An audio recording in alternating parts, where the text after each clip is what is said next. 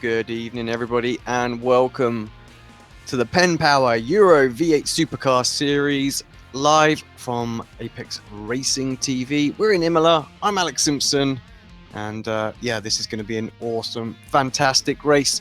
We're hoping to have Mr. Andrew Woodhouse with us for the feature race at 8 o'clock. Unfortunately, he's got stuck at work. Dilemmas of a sim racer broadcaster, I'm afraid. But it should be good to see him back. Qualifying is underway at the moment. People are just finishing up. We're going to have the Super Pole roll up very, very shortly. But let's just take a quick look at the track here today. I can't think of a better combination, actually. I think, the V8 Supercars love themselves a bit of high curb, don't they? Just to launch over and get onto two wheels. And I think here specifically is a very, very good one as well. So lots of high curbs to deal with, and some fast sweeping corners, some slow corners, a bit of everything really in the mix. So this should be a great race. A lot of good drivers out there as well at the moment. Just looking at the turnout, we've got 35 guys turned up for this race, so this should be a whole load of fun once everything gets going. So we've just got a couple of minutes until the Super Pole kicks off. But it was Tony Klosterman, who you can see just sort of through your through the ticker and the tower on the left-hand side, that it's got the provisional pole position. So we'll have to wait and see if anybody else can improve and knock him off. A few people starting to roll out of the pit lane now, waiting for this session to start. And then it was Rafael in second, followed by Peter Smith in third, Ultragertha fourth. And then we've got Manzaro in fifth, Tobias is sixth, Victor Tanka in seventh, Paul Searle eighth, Oscar Mangan in ninth, and Dave Janssen rounds out your top 10. So it'll be interesting to see how these guys go for the Super Pole. Looking through the rest of the grid order, we've got Chris Jackson, followed by Lawrence Fagg, Samuel Roth, Francis Ozina, Stefan Spantig, Tomasic there, and then we've got in 18th there's Buzin. So there's looking at the times as well, they're all very, very close. We'll bring obviously the full standings up once the Super Pole has finished, but it's just to give you an idea of where everybody's at the moment. As we can see, all the drivers just starting to form up ready for this one.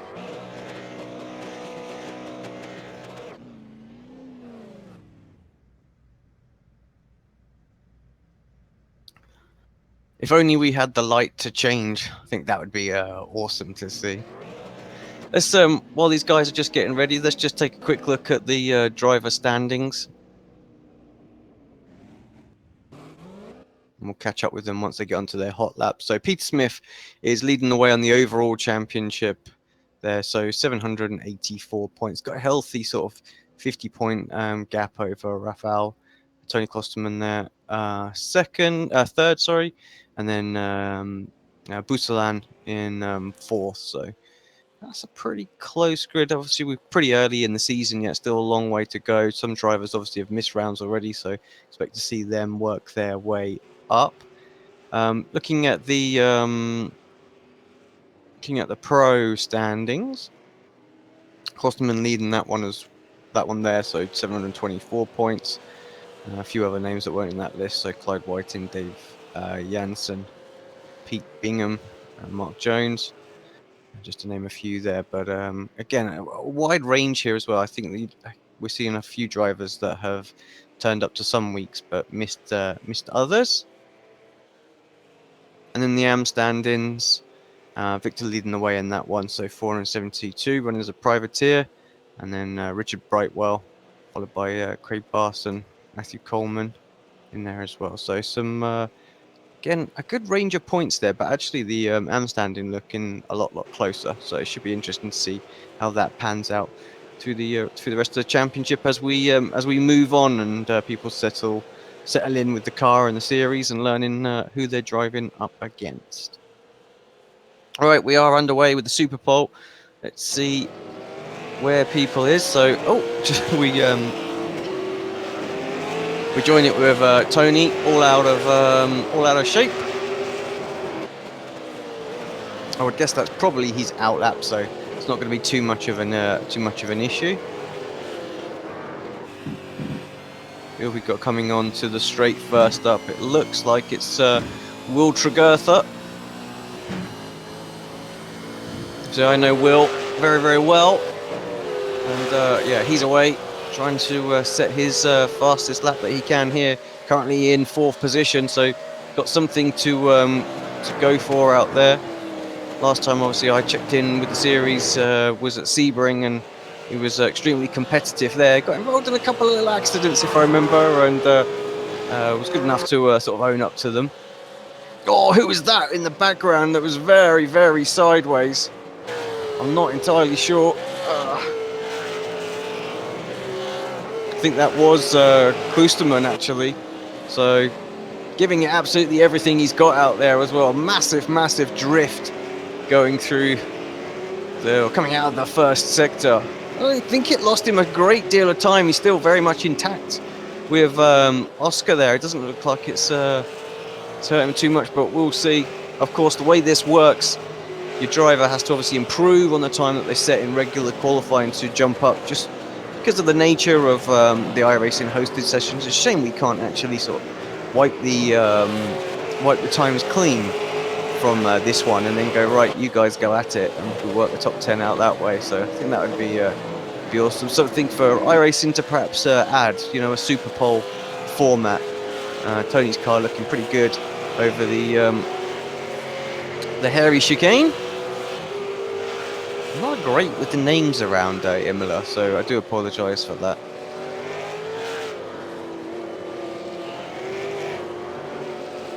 Rafael, let's see what Tregurtha does as he crosses the line. Are we going to see any improvements? 147.284 was his fastest before that, and that's a 146.899. That will put him in 2nd place, so a very, very good time for him. Oscar Mangan, he also improves with a 995, puts himself in 3rd place. And Tony obviously did have a bit of a slow lap, as we thought he might do, so any other improvements out there? Victor Tanaka doesn't improve too much. I think Rafael dropped down, and I think that was purely because of the 2 Apex guys moving up ahead of him. Peter Smith, our overall championship leader, down in 6th place. That last lap was a 47.315, so a little bit slower than what he's done before.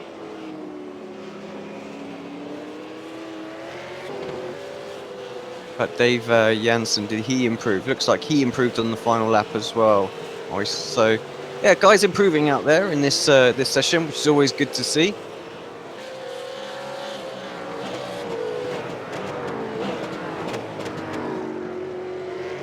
See, back into the pits, get themselves a fresh set of boots, and away they go. Oh, I thought I heard someone spinning there, but seems okay. Yeah, so Paul Searle now finds himself in 10th place, so he's been the loser in this session so far.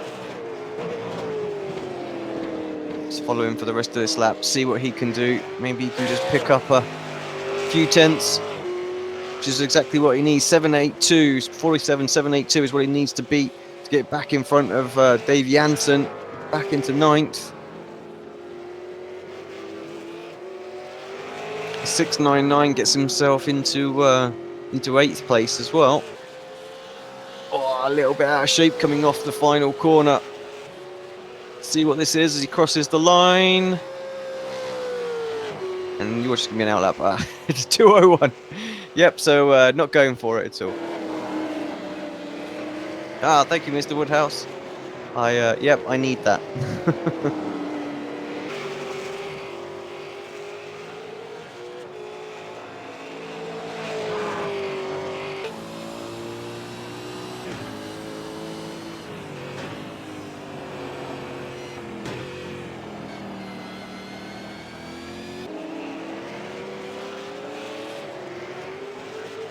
Tony's into the pit, so he's not going to improve at the moment. Will's coming across. I believe this is to start a lap. What does Will need to find in this one to get himself onto pole? Just a half a tenth of a second would do. Sounds easy, not so much in practice. Through the Tamburello. Look who's found himself a track map. To Villeneuve. There you go, see.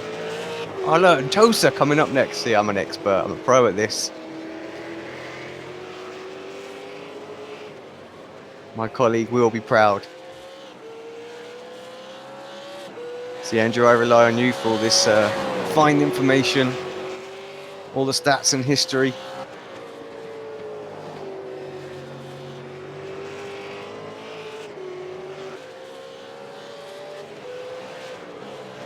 Klosterman back out as well, so we'll keep checking with him in a moment, just on an out lap. See if he can improve. Will absolutely giving everything out of Aquamin Reali. No, I pronounced that awful. Get to go away. Get my jacket.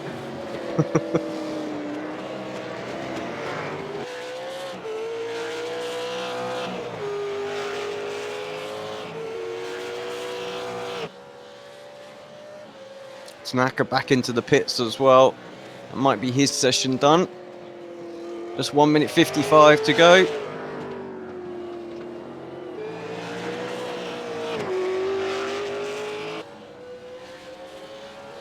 Right, can Tregurtha move himself up and into pole position?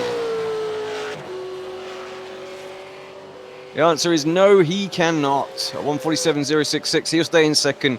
Klosterman can pull that car over, I think, at this point. Oh, I don't know, Oscar still out there as well.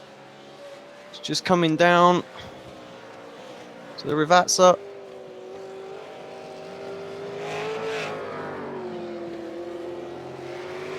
Let's see what he does. Good exit out of there. Car looks nicely in shape, not squirming around him on the power. 46.862 he needs to beat, and again a 47.065, so he stays there. Where is everybody else? Peter Smith, where is Peter right now? Peter's just finishing off his lap.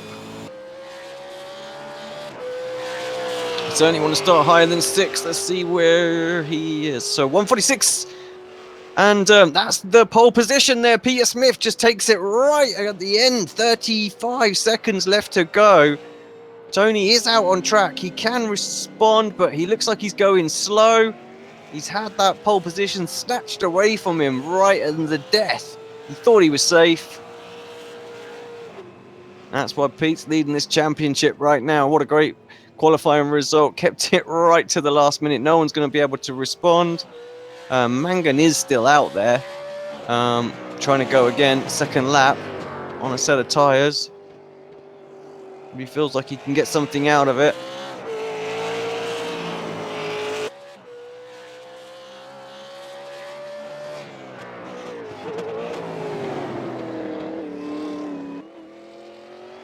Very good through the chicane. Car looks good, settles down nicely on the power early. Can the Irishman improve? It's the last car out on track.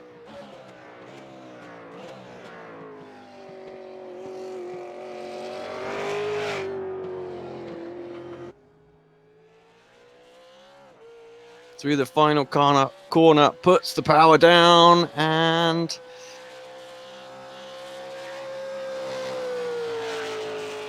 well, he improves to a 9.21. It's it actually doesn't move up any positions whatsoever, but sorry, 9.25 once it finalizes itself, but slight improvement there. So good lap really from Oscar, but 4th place it will be for him.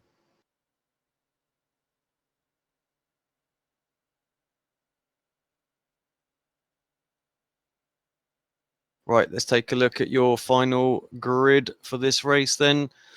Peter Smith with a very stunning last effort there with 1:46.797 takes your pole position for Fusion Racing. Great job from him.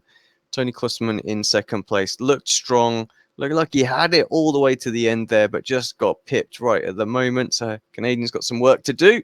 Get himself up there. Will Tregurtha in third. Oscar Mangan, his teammate, in fourth. Those guys will lock out the second row. Victor Tanaka in fifth place, just a 0.2 of a second off. And yeah, followed by Raphael in sixth place as well. Still, look at the grid. It's so close. 2-2-6. And then Manzar in seventh. Dave Jensen is in eighth. Paul Searle ninth. Again, we're starting to get a little bit larger gaps now. So 0.8 of a second. And slow two there. So Tobias in 10th. And then it's Jackson in 11th. Lawrence Fagg is in 12th. Followed by Roth. And then we'll just tick through as the drivers are starting to get ready. But some sizable gaps a little bit further down. But of course, we've got different categories. And yeah, should still make for a lot of great sort of race battles throughout there. And also for once we hit the feature race as well, make it interesting with the traffic a little bit later on. Some guys obviously not setting times out there as well, which yeah, we'll see how they fare throughout the race.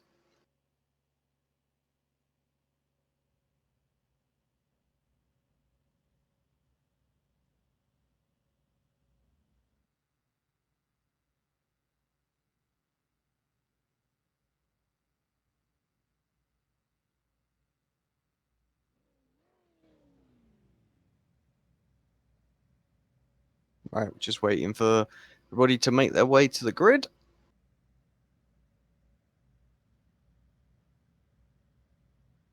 But yeah, great qualifying here at Imola. Great scenes as well. So such a nice circuit. iRacing did such a great job when they modeled this as well. You have to give it to them. The latest tracks that they've been pumping out really do look great. Need some love on some of the older ones, I think, again. I do remember at one point they were going to go and sort of redo all of them, especially the track surface and things like that, and textures and that. So I know Laguna Seca got a bit of a facelift. That looks like more of a modern circuit right now, but we're not seeing much love for some of the other ones. So Silverstones, Lime Rock, places like that. Watkins, that would be another one that would it'd be great to have a bit of love for. Very, very popular circuit. Even like Road America and Road Atlanta as well. It'd be great to see them get a little bit of an update. As well, just for the people that are tuning in, how's the volume levels and things like that? We're on Discord tonight, first time that we've used it to broadcast, so just trying to get an idea if the volume levels are all good, just as we get a really loud part of the car. Here we go. Let me know in the chat. But the PenPower Euro V8 Supercar Championship from Imola is lights out, and it's it's not a great start for Peter Smith. Got bogged down, and it's Klusterman who's got the better launch round the outside into turn one, keeps that position, takes that position, and yeah, brilliant start. So I said he had some work to do. Well, there it is. So awesome start. Tregurtha in third place, Tanaka up into fourth, Manzar is fifth, Mangan all the way down to sixth. He got a shocker. Paul Searle in seventh, Jackson followed by Jensen, and Tobias in 10th, so someone off and wide into the gravel, no issues. Massive cluster back there as well. Great scenes here at Imola as they get away for this first lap. Huge pack out there. 34 cars actually took the start here. Just Aaron Gearin and Enberg who didn't actually get going. But yeah, Klusterman away. Front three already starting to gap. Tanaka behind, who's got pressure from Mangan and Manzar behind, as it looks like Peter Smith going for the move into the chicane. Oh, and he's back through.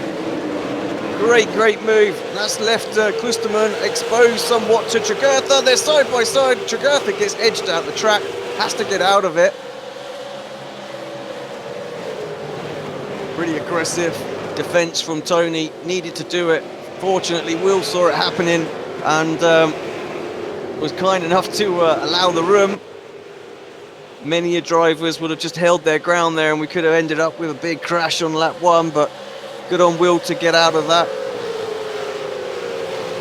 I know these guys obviously had a great battle at Sebring a couple of races ago, side by side for about 6 or 7 corners. Sadly, I think it was tiny little bit of netcode that got them in the end. But it was a fantastic battle, and it looks like they're going to resume that here for me today. So thank you very much for that, guys. Oscar Mangan dropped down the order, so problems for him. Not sure what that was, maybe a slowdown penalty or something, but he's all the way down to 11th now, so he's got massive work to do. Tregurtha with some problems as well. Tanaka's passed him. I'm guessing that's some sort of slowdown as well. We looked away just for 5 seconds, and Tanaka up and through and into 3rd place. Peter Smith flying. Race trim car looks very strong indeed. 2.1 seconds clear after just, well, 1 lap.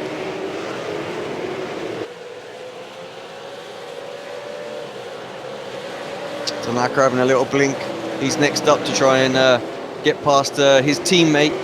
Wonder if he will. He's just going to play a bit of a defensive roll. Oh, gets massively out of shape coming out of the chicane.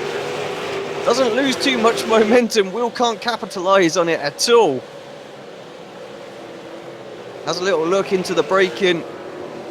Does look like Will is surrounded by the Never Quit Racing guys at the moment. Gets a good run. Oh, side by side with Tanaka. Tanaka just didn't get the launch out of there at all.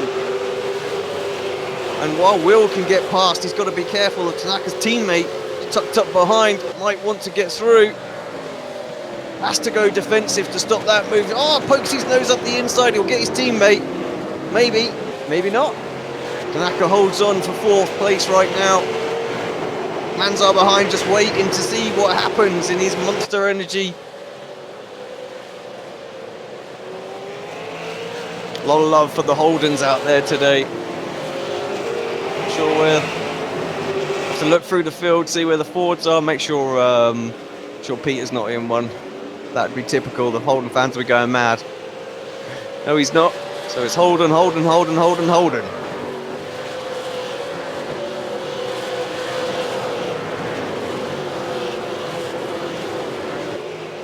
Oh, very close. Again, teammates trying their best not to hit each other. Paul Searle trying to capitalise on that.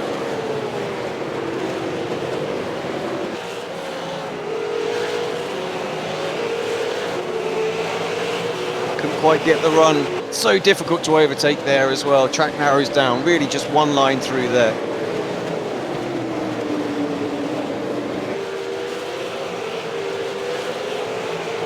Chris Jackson behind. Any other little battles that are going on a bit further back, but I'm not seeing. Everyone's pretty evenly spaced out at the moment, so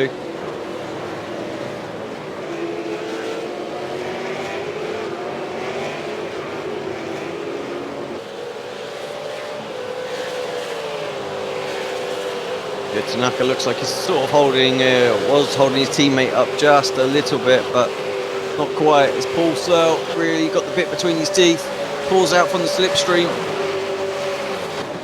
Heading down towards turn 1. It's going to have to be late and confident on the brakes to get this done. Both of them very late indeed. Give each other some room at the apex. It's all good. Great driving from both.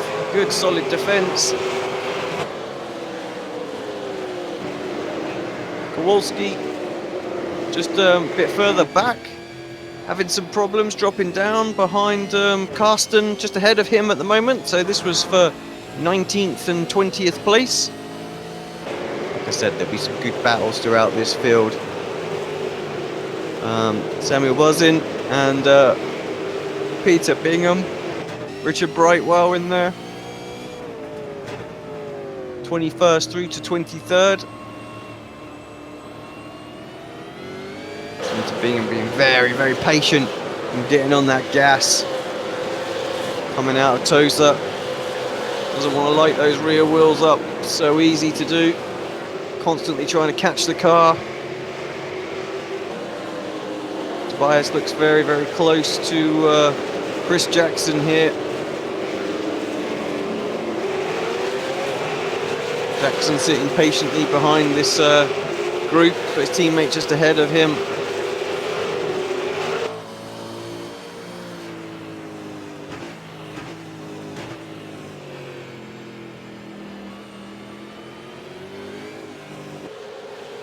Watching through the final corner. Like I said, they can't really break away. No one's sort of gapping anyone. So here, Dave Jensen just behind Tobias. Just lurking, waiting to see what's happened. He's the one that's got the best run. Maybe he'll think about a move into turn one, will he? Yeah, he just sort of got out of it. I think he had a thought, late on the brakes there for Tobias. It's going to compromise his exit massively. All out of shape, really, trying to get the power down, and Janssen certainly looked like he had a run for a moment. Decides better of it.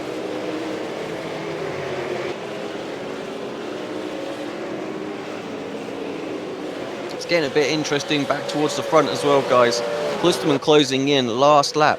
A 120, 120? Jeez, that would have been quick. A 148.223.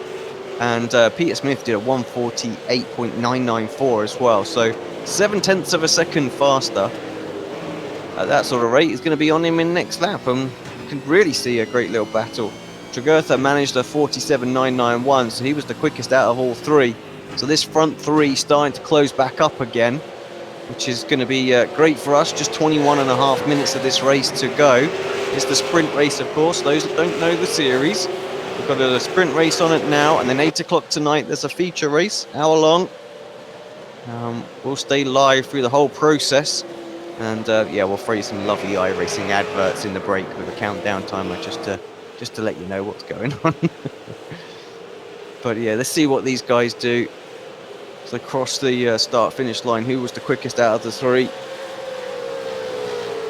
Smith crosses Sector 3, 39.014 with a 148.816 and a 518 Klusterman and a 556 for Tregurtha. So very, very close. But once again, second and third closing into Smith. Smith's coming under a bit of pressure. Nothing worse when you see that gap come down on your relative. Constantly sort of taking quick little sneaky looks at that once they're sort of inside that 1 second. Just makes you lose focus on the racetrack and subsequently go a little bit slower.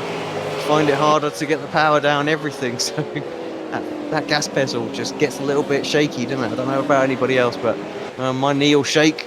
Oh, jeez! Holds onto it. Well, you can't say he's not trying out there, Smith. Absolutely everything on the line.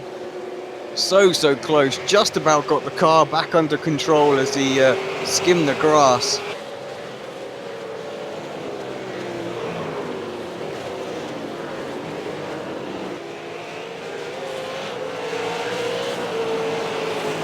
Just getting a little bit out of shape, trying ever so hard.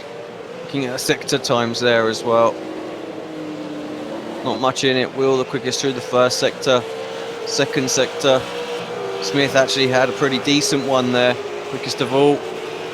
Klusterman the slowest, so yeah, they're all coming together.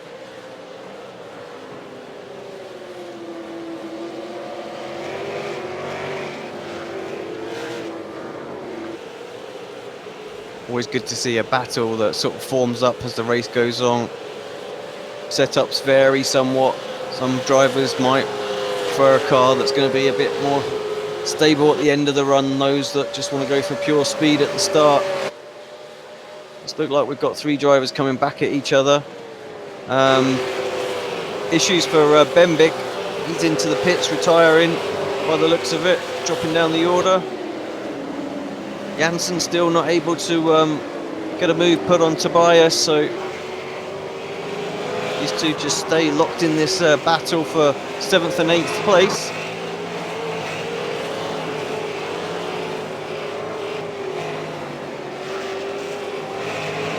Samuel Roth closing in on Chris Jackson for 10th place as well. Further back, it really has started to spread out. There is still this Brightwell, Carsten, Pitcherman. They're still having their little battle too. Samuel buzzing just in front of him.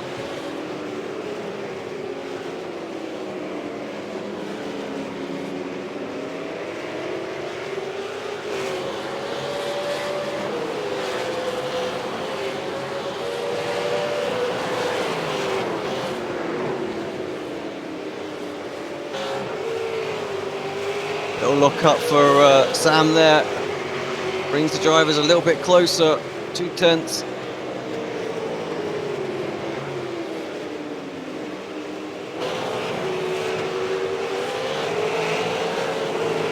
Good drive out of the corner. Carsten, maybe a look into the chicane. Decides no, too far back.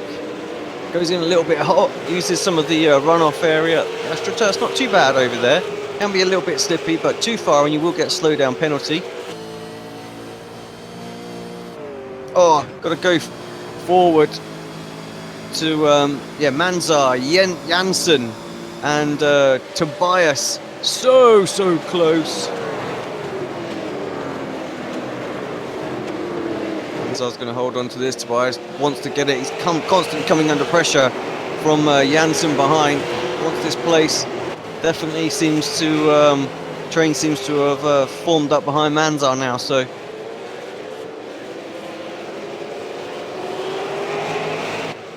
good little battle. You can see just behind them as well. It's starting to come to the party somewhat as well. I think these closing laps are going to be absolutely brilliant. Peter Smith setting down some good times the last couple of laps. Pulled the gap out to 1 second. Tregurtha closed back in to 1.6 seconds on Kloosterman. So 2.5 seconds covers your top three.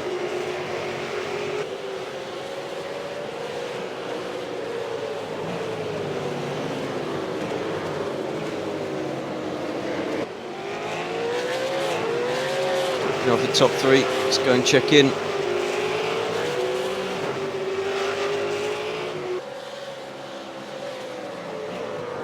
Yeah, nothing between them actually. They really are ebb and flowing all the time in every lap. Some quicker, some the other.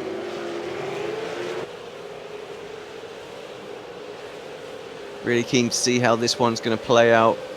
Tanaka behind, just can't quite keep up, but he's clearly faster than his teammate, 8.6 seconds clear of him, so he's in a pretty safe spot in fourth. Just needs to wait and see what's going to happen with those front three. You never know, could end up with a win on his hands if those guys really start going at it. Janssen close again, just not close enough. Just not confident to throw one up the inside and maybe upset Tobias's rhythm into turn one. See if he can't get him on the exit. I've seen it once before. I'd say worth a shout. Show your nose.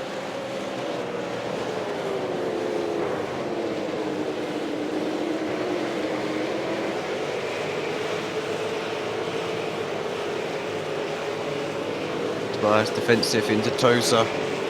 It's going to compromise his exit somewhat. Surely this is Janssen's opportunity. Gets a little sideways. So does somebody else off there, but it's up the inside. Great opportunity here. Can't quite manage to make it stick. Ran a little deep, and Toby just cuts back and says, well, thanks very much. I'll take that place back.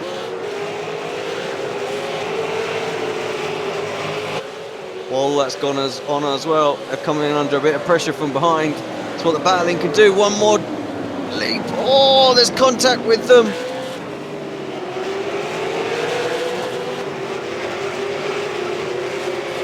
Rafael getting in there. He gets past Tobias now.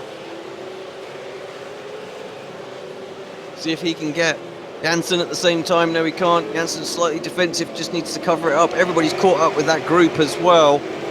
But I think Dave needed to do that. He got by, made the slight mistake, and ran deep, and Tobias was able to cut back up the inside. He's definitely been quicker. 0.7 of a second, the lead battle now It's really starting to get interesting. It looks like Tregurtha might have cooked his tyres a little bit. He's just dropping off now, 10th or so every lap, 1.6 seconds behind Klosterman. It's going to take these two to start having a little battle for him to get back into this, but that could easily happen. And we really could be in a really interesting position.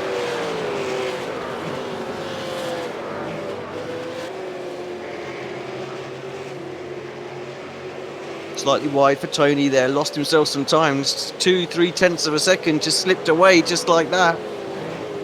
At 7 tenths, gone straight up to 1.1. Closes down a little bit more and then back up again. So this is what I was saying about these guys. They are all over the place really. There's some quicker in some corners, some in another. There's nothing really to separate them.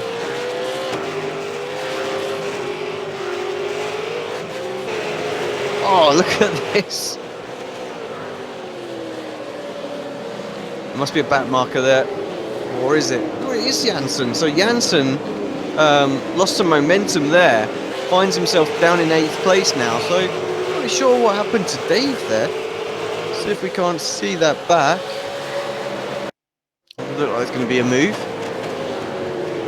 Just got a little bit wide there. Oh, he went in deep. I'm guessing a slowdown penalty. Yes, indeed.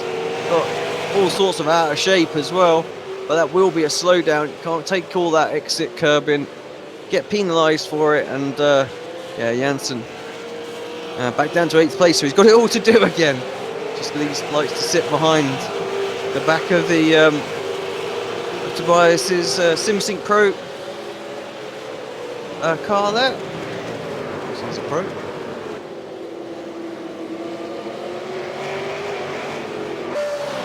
Right then, Tregurtha 8 tenths of a second behind Klosterman, so a poor lap for Tony, a 1:49.294. Lost that 3 tenths like we said, but a great lap from Tregurtha. Still 2.4 seconds separates the top 3. Back to live.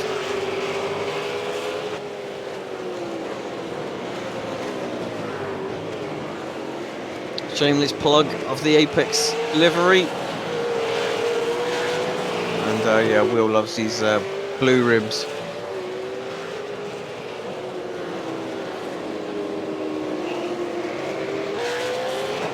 Yeah, this bout's starting to form up.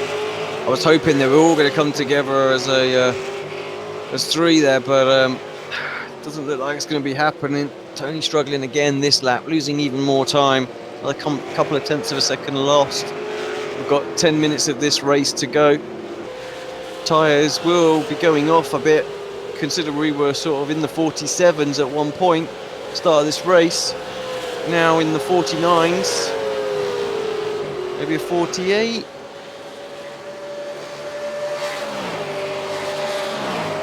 Still a 49.1 for Tony, so again 2 tenths of a second lost on our leader. Pete Smith stretching away. Tregurtha 48.7, still the quickest. 2.2 seconds now covers the group. It's exactly what Peter wants to see. A bit of roughing up on the bodywork there. I can ding that out, that's all right.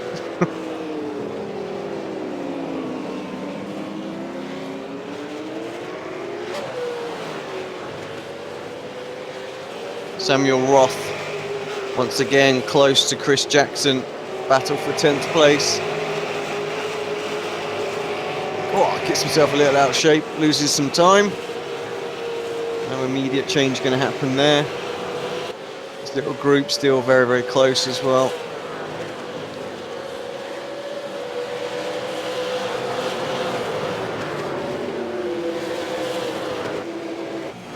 Kowalski. 2 tenths of a second back from league administrator Clyde Whiting. Kowalski doing the sensible thing there. You don't want to hit the admin, do you? How do you argue that one? Comes to the protests.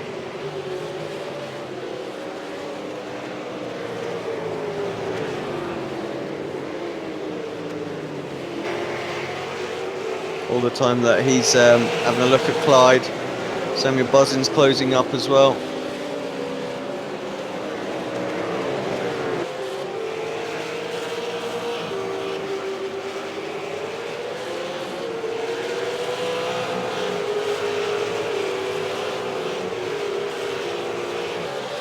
Too far back this time to make a move for Kowalski. But definitely had the pace the last few laps, so maybe we'll see some sort of change. Janssen once again trying to get by the by Toby in his SimSync car. Since Rafael's got to just in front of them, I think there's not been, they haven't really had a look at him. There's just sort of been battling amongst themselves and get away. I do think slightly quicker as well.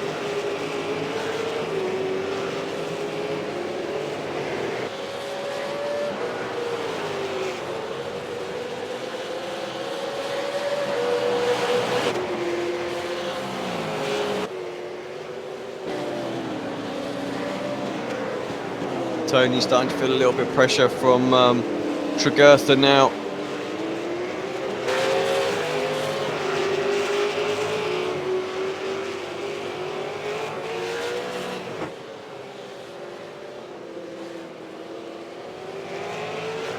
.5 seconds, Peter is clear. Got 6 and a bit minutes to go. He'll be happy, but he knows he can't put a foot wrong at this point. As soon as he does, they'll be all over him. Don't know about you guys, but when someone's that close to me, I always sort of struggle to extract the maximum out of the car. Always constantly just sort of keeping an eye on what they're doing. You don't want to, but it just sort of happens. Bit of a slow lap for Tregurtha as well. He lost some time there. Drops down to 1 second. Is that someone with a blown engine, did I see? Not sure. Maybe just going into the gravel.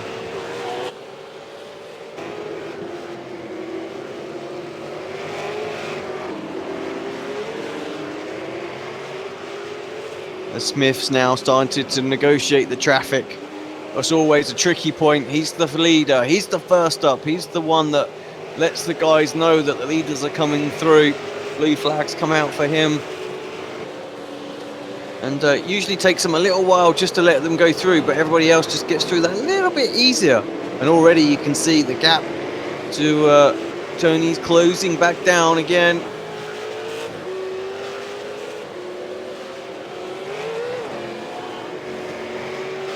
It's always the fear when you're a leader as well. You get let by, and you're worried sometimes these guys are going to hit you just because they've got the braking all wrong.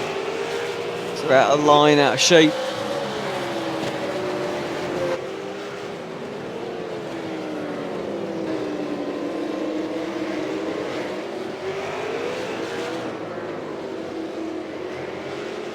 Oh, Smith massively held up on the exit, coming out of the final corner. I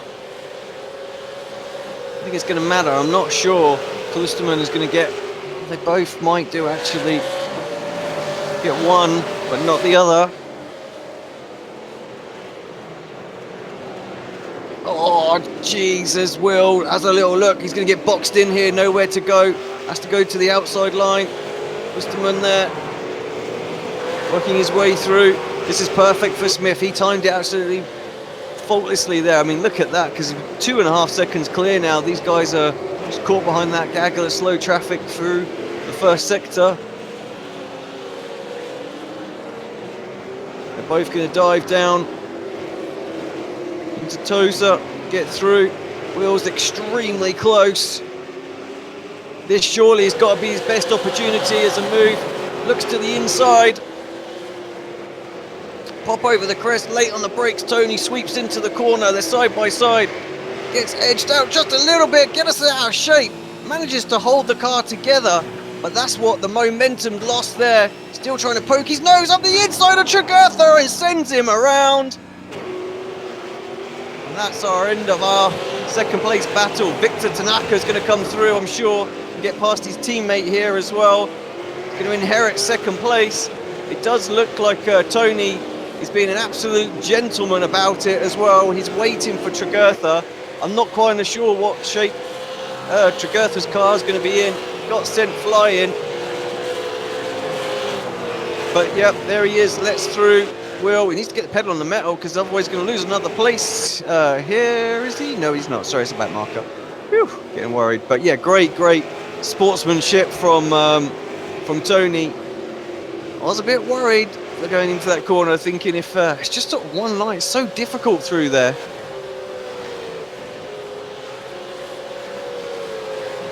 But yeah, Tanaka inherits second place, and of course now Peter Smith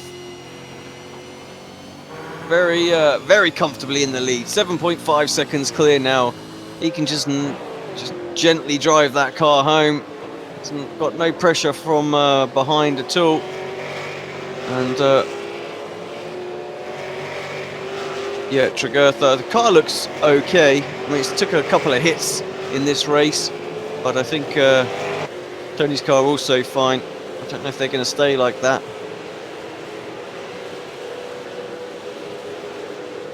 I did say earlier on, Tanaka had an opportunity to pick up a whole bunch of places. I said it might be all three and get the win, but I think he'll be happy with the second place.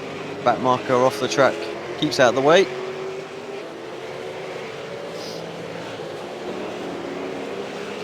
Tomzik just behind. Let's see, where is he now? 15th. So, oh dear, and that's a spin and that's a round. I mean, that was for place, and I think there's a stark contrast to the unsportsmanlike. That's like, yeah, sportsmanlike conduct of Tony Klisterman, followed by the unsportsmanlike contact from Tomzik. So definitely made the mistake, went into him, pushed him around. But yeah, he took the place anyway. Oh, and it spins. That's going to be a slowdown. It's not a spin, but it's off track. And I would suggest that's probably karma. Getting its own back just there. Right, how long we got? 45 seconds. So one final lap then for Paul Smith. We won't get this one round. White flag will come out about halfway through. We'll get the call. You'll know he just got to nurse this car home. Don't do anything silly in the closing laps. So it's going to end with a nice 8 point seconds. What was 8.1, 7.9 it is now, just taking it easy. But a fairly sizable gap. And I think at the start of this race, well, you know, about 3-4 laps to go, he probably thought it was going to be a very, very tricky race indeed. But as it turned out, very, very comfortable.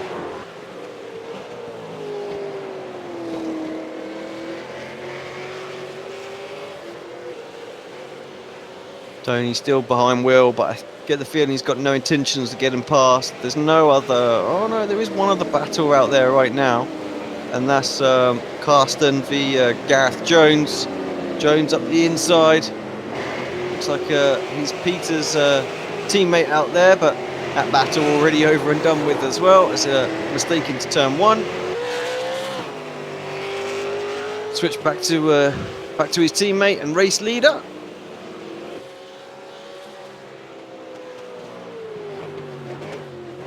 Drove a great race, has Peter out there, so he lost the lead very early on and fought back, but and got the position back. And I thought he was going to scamper away, to be honest, but actually in the end he couldn't. Got hunted down, but held on strong. Didn't make any mistakes whatsoever. He takes the sprint race here at Imola in the PenPower Euro V8 Supercar Series. Victor Tanaka comes across in second place. Gift wrapped and handed on a plate, but he will take it all day long. Tregurtha finishes in third.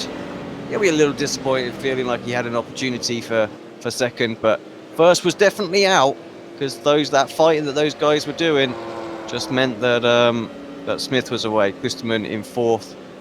True sportsman's sort of drive out there as well. True gentleman, waiting. So absolutely great. And then the rest of the group coming through. now. We'll bring those final standings up very, very shortly. So guys, great race there. Peter Smith taking that one. Don't forget we have a feature race at 8 o'clock tonight. That's in 1 hour's time from now. Well, 53 minutes. We'll be stepping away in a moment just for a bit of a break. Mr. Woodhouse will be along with me for the second race. As he said, unfortunately he's had to miss this one just to, yeah, couldn't get our work in time, so kept him back, and yeah, so you had to put up with me, so sorry about that. And fair play to anyone who's managed to stick with this for the whole race. I bet if I watch like the live little stats, the most viewed is probably like about 8 or 9 seconds. Everyone's like, oh no, it's Simpson.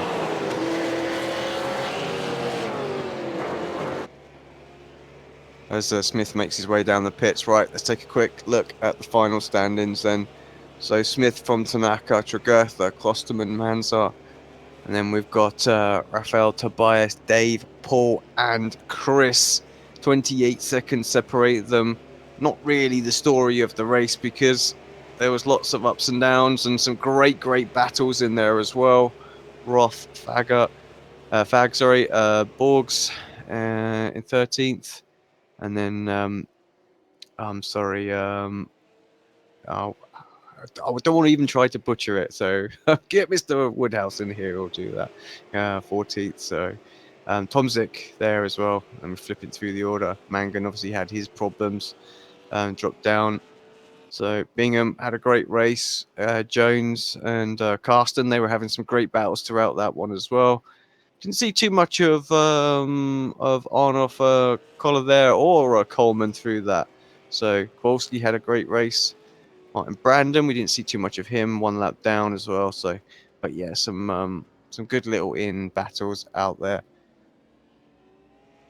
And just ultimately an awesome race from Peter Smith. Snatched that pole position right at the last minute, and then come across with the goods at the end. So fantastic result. Right, guys, like I said, we are stepping away just for for about 50 minutes. The broadcast will stay up and stay live. We'll put countdown on the screen when we're going to be back. So the race starts at 8 o'clock, but I dare say we'll be back a little bit before that. And once Andrew gets in here. So thanks for watching for this one. Stick around, come back, like I say, and we'll be back for the feature race. See you again in a bit.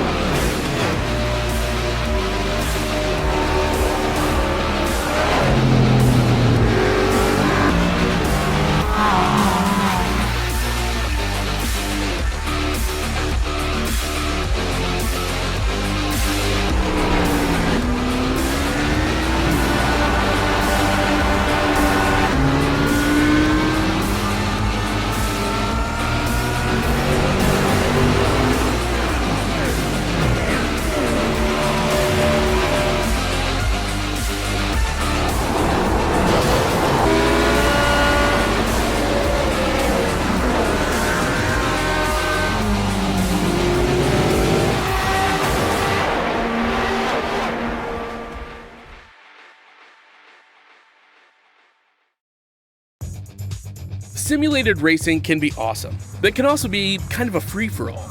Interestingly, auto racing faced the same problem in its earlier days.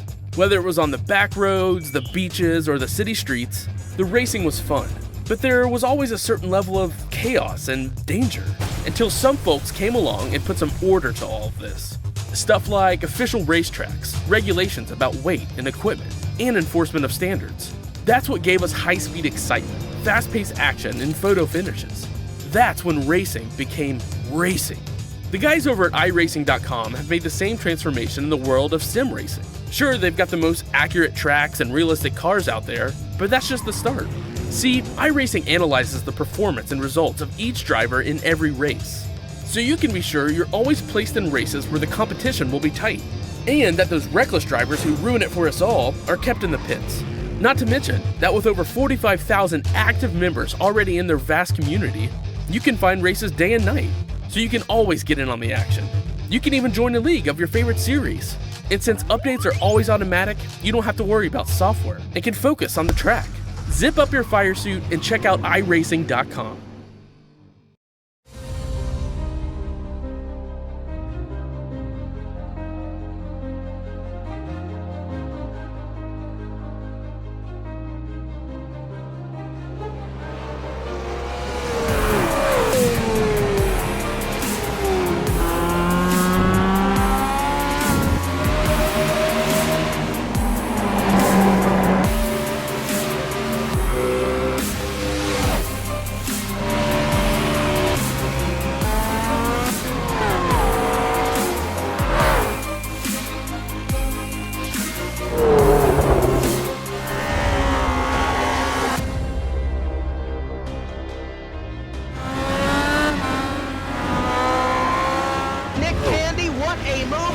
The outside contact made. 56 slides it into 4. Who's going to be at the stripe? Dead even. Give it to Ryan Truex. Truex is your winner over Tandy.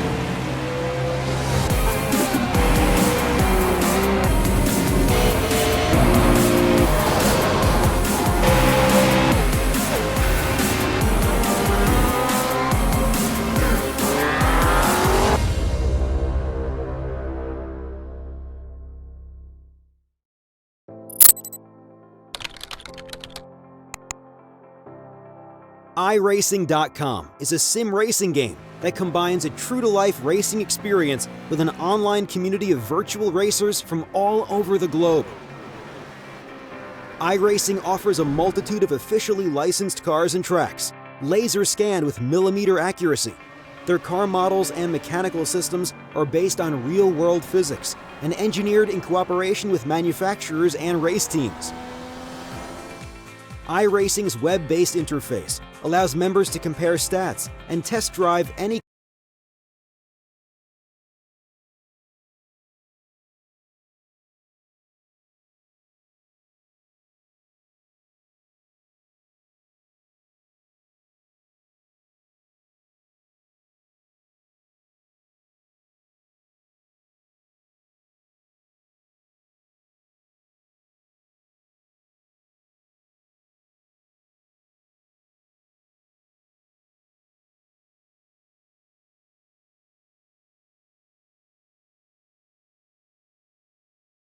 Got a chance here to try and close in on Alex ahead of him now.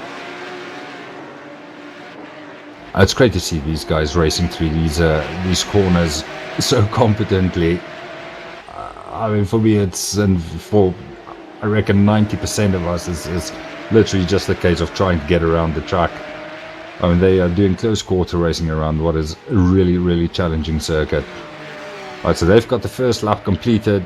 Manea, even with a standing start, first lap of a 6:48, unbelievable. I've got no idea where I'd be. I'd get lost. That's all I know. I don't know the track at all. You know, maybe the first couple of corners. That's about it. So, whatever it was I learned in the Gran Turismo days. Yeah, we'll have to get you out on track at some point and do a couple of laps. Sometimes it's a little bit easier if you follow someone as well. Jack Sedgwick, he was caught up in that crash as well at the start.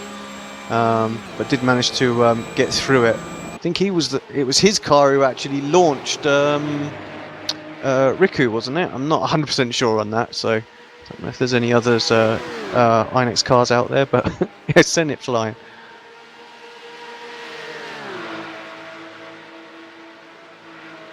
A little lock up there by Castrolito. Oh, sorry, just looking at Mika, David Williams and Sedgwick. This is a great little battle. Really all three going at it. And yeah, Mika just basically being shifted to the back of that group. Williams at the front, Sedgwick in hot pursuit. I'm amazed at how quickly some of these teams and painters have knocked out some of these liveries on the cars, and I've yet to see a really or a bad paint for this car. You look at the Coanda car, Inex just behind them, brilliantly painted cars. Yeah, we're slacking. We haven't got one done yet, so get out there in your default ones, boys. It's quality over quantity. This is an excusable use. That's good to me. Oh, Sedgwick very, very close. There's a little lock up from Williams. It's very easy to lock this car, it is worth saying, and we see a lot of it. Car still does turn in, new tyre model of course, and so far feedback been very, very positive from the community. So yeah, that's all good. Any other battles going on out there? What's going on back up the front at the moment? So still many are pulling away again. He seems to be quick through this infield section, and then the guys just reeling back sort of towards the latter half of the lap. Well, this is all about track knowledge. He's obviously he's stuck in a pole position lap, and he knows the circuit. But when you come to this middle part and the end part of the track, that's where you sort of sort out the people who can drive the track and those who can't. That's where most of your time is made and lost.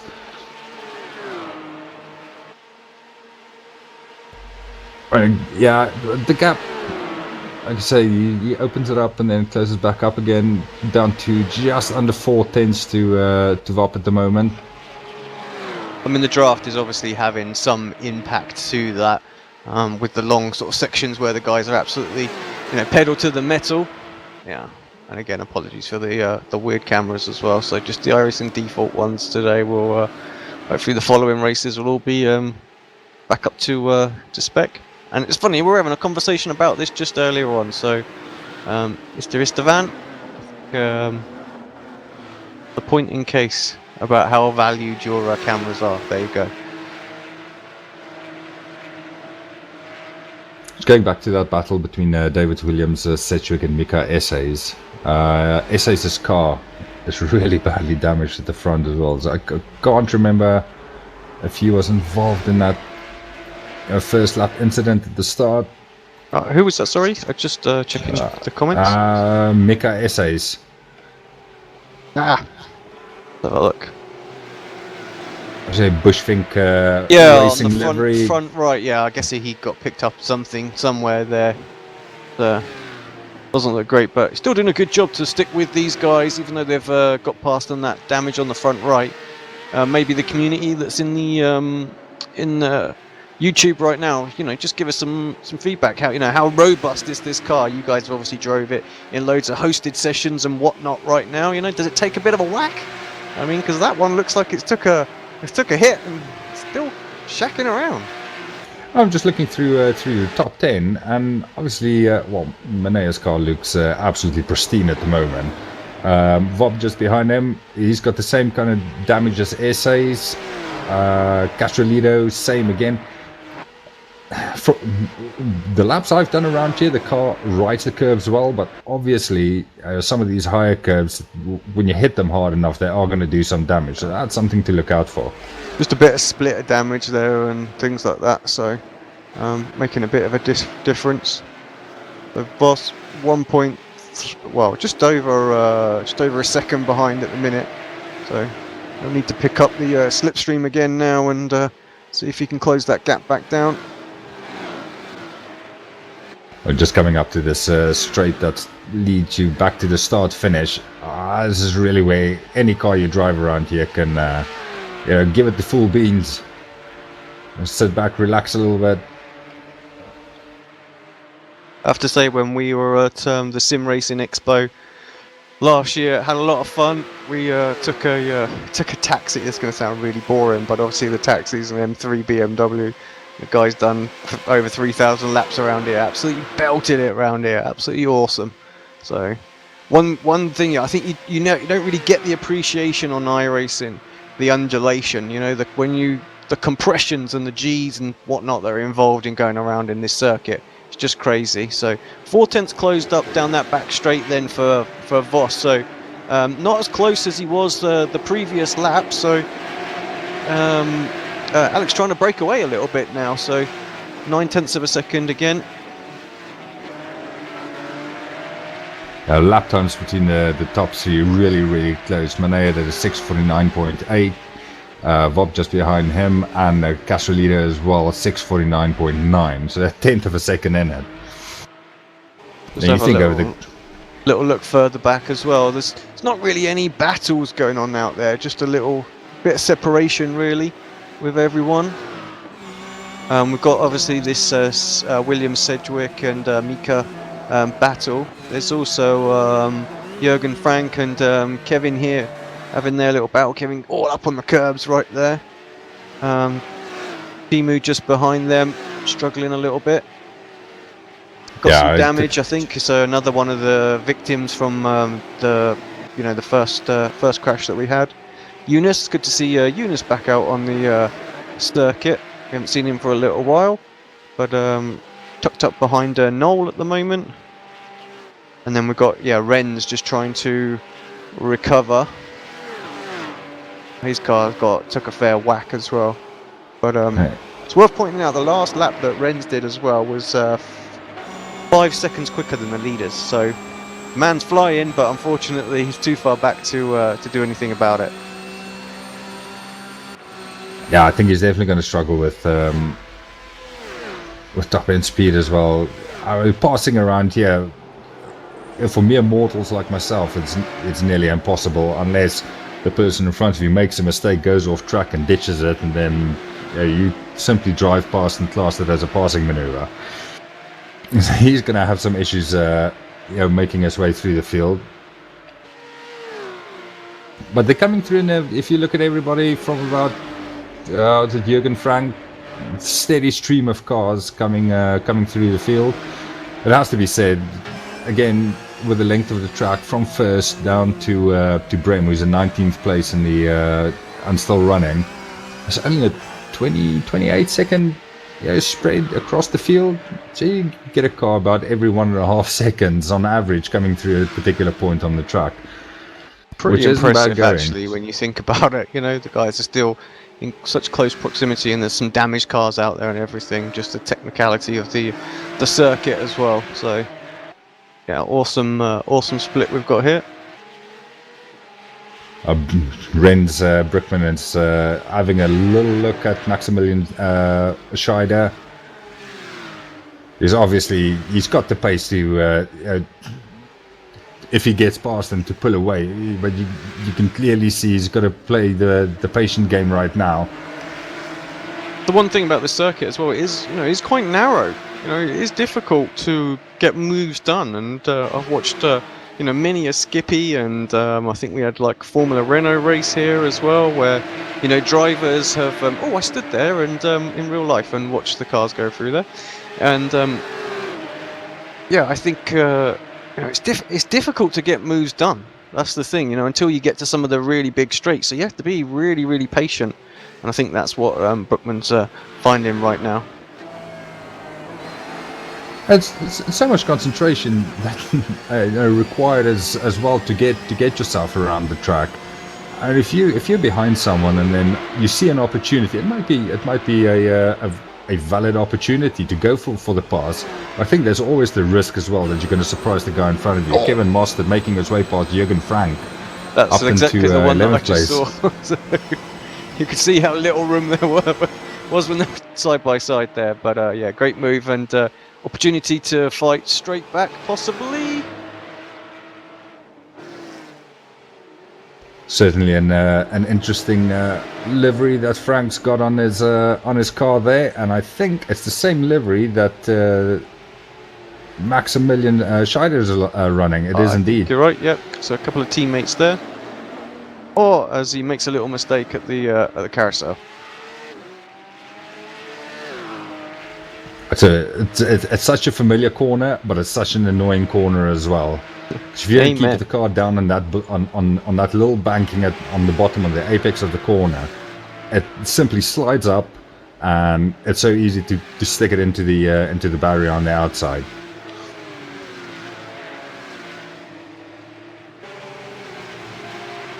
Right, it's worth pointing out at this point, Alex is away.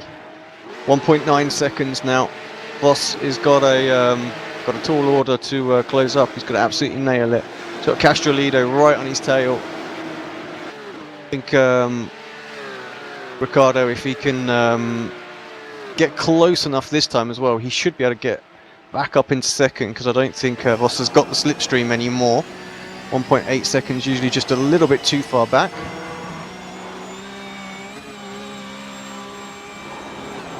Oh, just watching Castrolido coming around that corner and down that little sort of drop. That car getting airborne. Yeah, awesome. And actually the fourth and fifth as well. So Lucas and Ericsson, they're basically right with these guys now as well.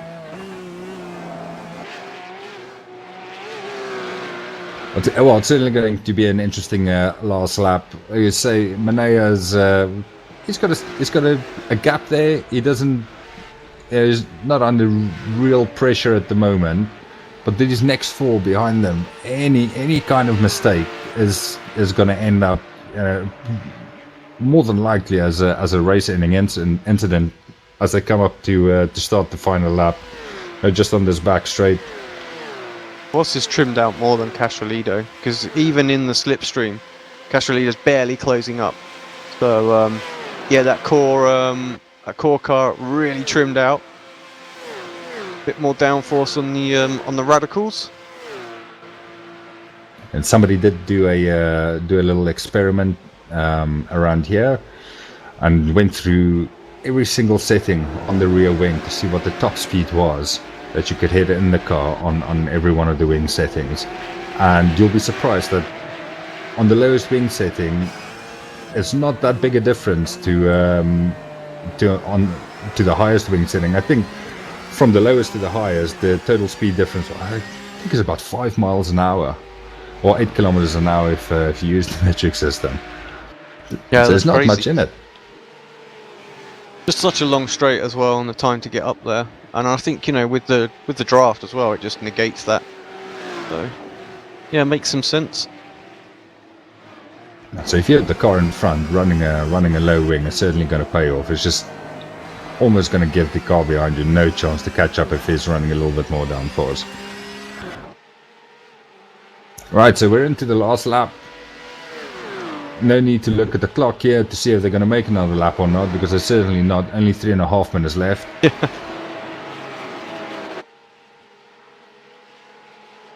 It's now or never for these guys. What we have missed is Jake Sedgwick has managed to get himself past David Williams, so they're very, very close again. Williams trying to fight back in this lap if he can.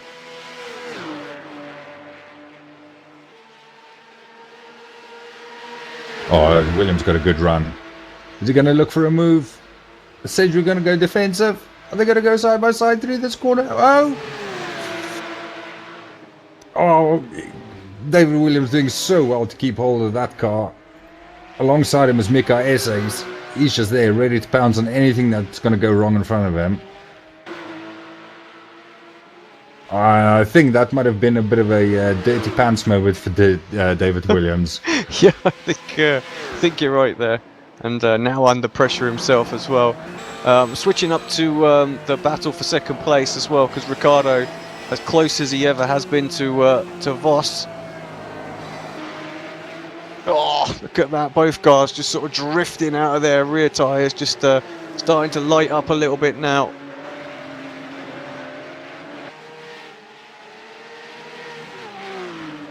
I have to chuckle. I had to buy the car to do the broadcast. I still haven't drove it. It is Literally tonight. I was just like, oh god, I've got to buy it. it's different. It's not just a car that you're gonna jump into and be quick. You have to get used to it. Oh, Castrolito getting really close to the back of Bob there. But you've read the feedback from the community. iRacing, I think, has done an amazing job with the car, and I'm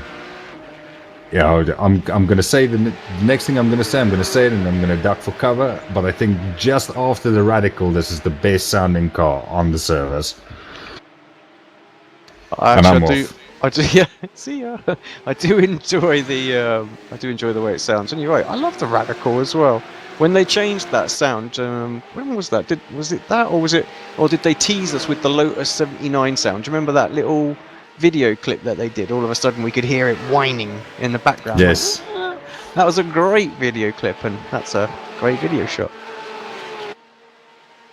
But yeah, iRacing can certainly be proud of themselves for the job they've done on this Porsche, and hopefully there's a few more to come. Fingers crossed soon. Yeah, like we said, like that's been saying in the chat right now, it's been a pretty good race, but I think the racing is going to be even better once we start getting to some proper race circuits. It is very, very narrow here. It's really difficult to overtake. It's it's more about waiting for drivers to make mistakes than anything. I think once we hit some of the other circuits, and talking about other circuits, we've got plenty of time to have a look where we're going for the rest of the season. Of course, Season 2 schedules are being arranged now, so if you want to put your 2 pence in there, head on over to the forum and get involved. Of course, so next race up, or next week, same time, is going to be Okayama, and then after Okayama we are at Montreal, and we're heading to Le Mans as well. That'll be a fantastic race, and then the last race of the season. You'll like this one, Conrad. It's at Summit Point. I had a bit of jet action around Summit Point last night. It was great fun. It should be a good track for this car, in all honesty. Yeah, it's got a good mix of corners, and fast ones, slow ones, nice long straight, and it should be really good. Okayama, I think, is going to be great as well. But coming back to this is it might be difficult to pass around here, but it's a fantastic way to start our broadcast and start the series for this particular car. It's a Porsche GT3 Cup around the Nürburgring. What more do you want? We're not here this week to commentate on who's passing who and who's going side by side where, or who pulled off an overtake here and there. It's about these cars around this iconic track. And it's just great to watch them coming around these corners. Right, we're coming towards the end of the lap. Unless Alexander Menea does something incredibly dumb, he is going to take the race win. And it's all down to Castrolito and Vop here for second place. Castrolito is going to have to get himself close enough as they come down on this straight. Past the where I guess you guys got in the taxi. Yeah, well, we literally pulled off around about here, so afterwards. So Castrolito is just not gaining enough, is he? Just not got enough. He's only There's got good like battle behind 3 as well. miles They're an hour. side by side. That's Lucas and Ericsson. Yetstad is losing out there with that damaged rear wing. He's doing 277 k's he's so an hour. close. Castrolito, he's not going to make it. Here comes our winner, though. Drove fantastic. Oh, he just has one mistake. There we go. That's his only mistake, but it's all good. Oh, it's so close between Castrolito and Vop across the line. literally 1.5 tenths in it at the end, and we've got Kim Eriksson coming across the line in 4th, Lucas Jetstad holding on to 5th place, Sebastian Dinkel in 6th, Peter Kotavara in 7th place. Just waiting for the rest of them to come across the line. Oh, somebody crashing it right on the start finish. Who was that? Mika Essays. Yeah, here David Williams right behind them, giving it the beans across the start finish line, sticking it in the wall for good measure, but it's he did enough to keep hold of his place. 9th place, David Williams finishing in 10th.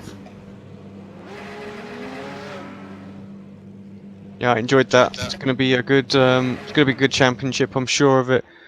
We get up and full flowing and proper tracks and whatnot. I mean, that was rather impressive. From 1st to 19th, they were covered by 38 seconds, and we lost. It was about 4 or 5 cars at the start. If we had kept hold of them, then I'm sure we'd have had a lot more fireworks coming into this last lap. But that's a great way to kick off the season and get the series running, and it's definitely it's looking good for the remaining 4 weeks.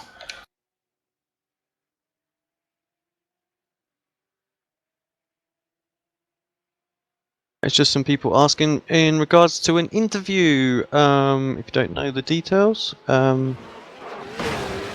just post them in here.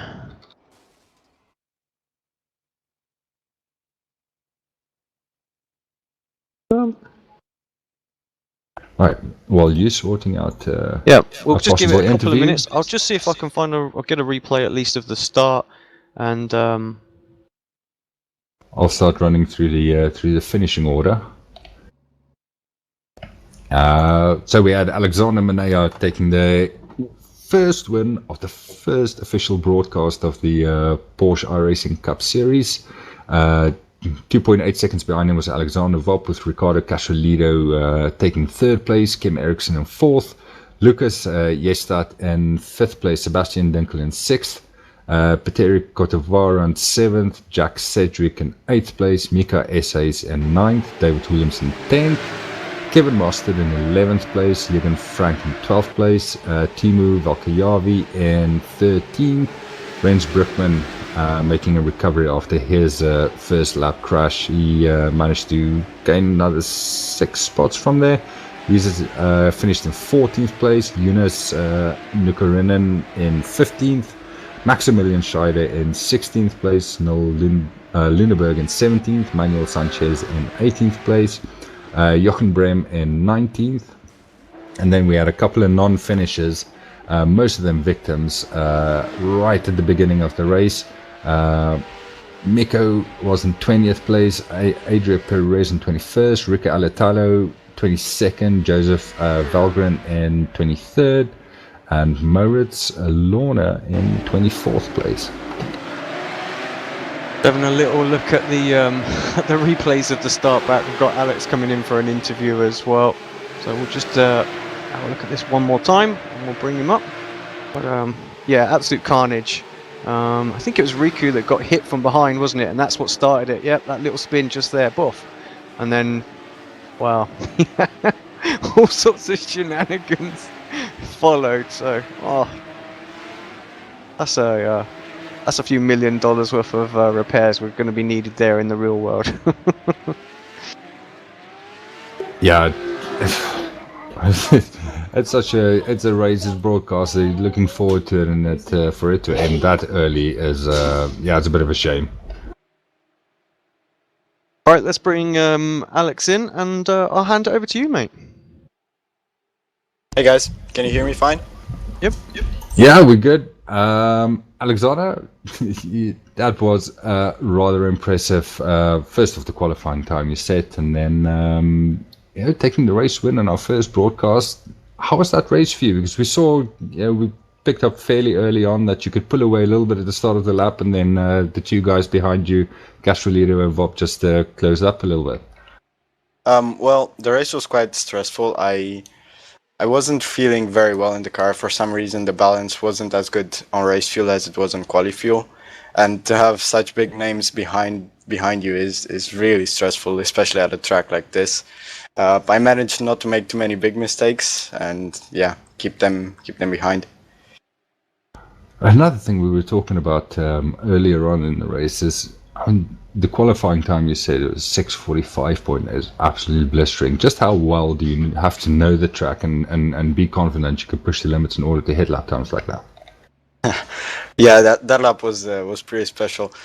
In terms of knowing the track, I don't know. I have a reasonable amount of experience on it. I raced in the Nürburgring 24, and I did some of the VLN rounds. And I also have quite a bit of practice this week because school is over, so I had a lot of time. But I don't know. I think it was mainly just luck that lap. I don't know. It's much faster than anything else as I did all week long. So I was in disbelief, to be honest. I can promise you, there's nothing lucky about a lap like that. Somebody like me making it around the track, that is lucky. We're looking forward to the coming weeks. Obviously, we've got Okayama coming up next week. You're expecting to make this race again for next week? Grace us with your presence and entertain us once again. Probably. I'm not sure. I mean, I'm not a huge fan of Okayama, to be honest, but I think I'll be there. I hope.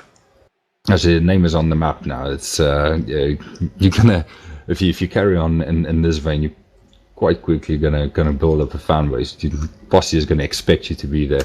But that was a great race, and it was very well controlled from the front. Congratulations! Thank you so much. Awesome, right, mate. Before we let you go, do you want to just give a quick shout out? Obviously, I know that you're part of Radicals, and we didn't have your livery on there, so yes, of give course, you a chance to do that. That's my fault. I forgot to upload the paint on Trading Paint. I think Paul will kill me about it, but yeah, thanks to Radicals, especially to Ricardo. The setup work was really good this week, as it always is. So yeah, and thanks to our sponsors, SteelSeries and Aster Simrace and JRT. Awesome, thanks very much, mate. Enjoy your evening, and yeah, we hope to see you next week. Thanks. See you guys. Hi, mate. Wow. First one down. I think it's going to be a fun series. A lot of interest in it from a lot of good drivers as well. And it's good to see some returning faces as well.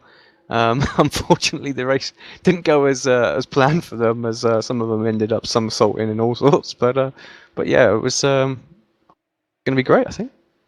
Yeah, there's been quite a few names in here, which we're more accustomed to seeing in single-seaters. But yeah, it's a great attraction for the guys that want to drive 10 tops. I mean, what more do you want than a Porsche? Who doesn't love a Porsche? You know what? I was looking, and a lot of Scandinavians in here tonight. They obviously have got something for this particular car. Yeah, you're right. I think the field very strong all the way through. 7 splits as well. I mean, geez, you know, that's impressive. So I think we could have gone into split 2 and it'd have still been impressive, you know. Yeah, it's something about this track, and you know, especially with this car as well. It's such a unique combination, and I've noticed before that you get people who purely just drive the track. It doesn't matter what car it is around the track. They drive just this. And I was fortunate enough to, I think, end up in the second split earlier in the week. And we went through the results after we finished. And I think there was about 6 splits as well. And I looked at the results for the 6th split. The guy who won that was still 10 seconds a lap quicker than I was.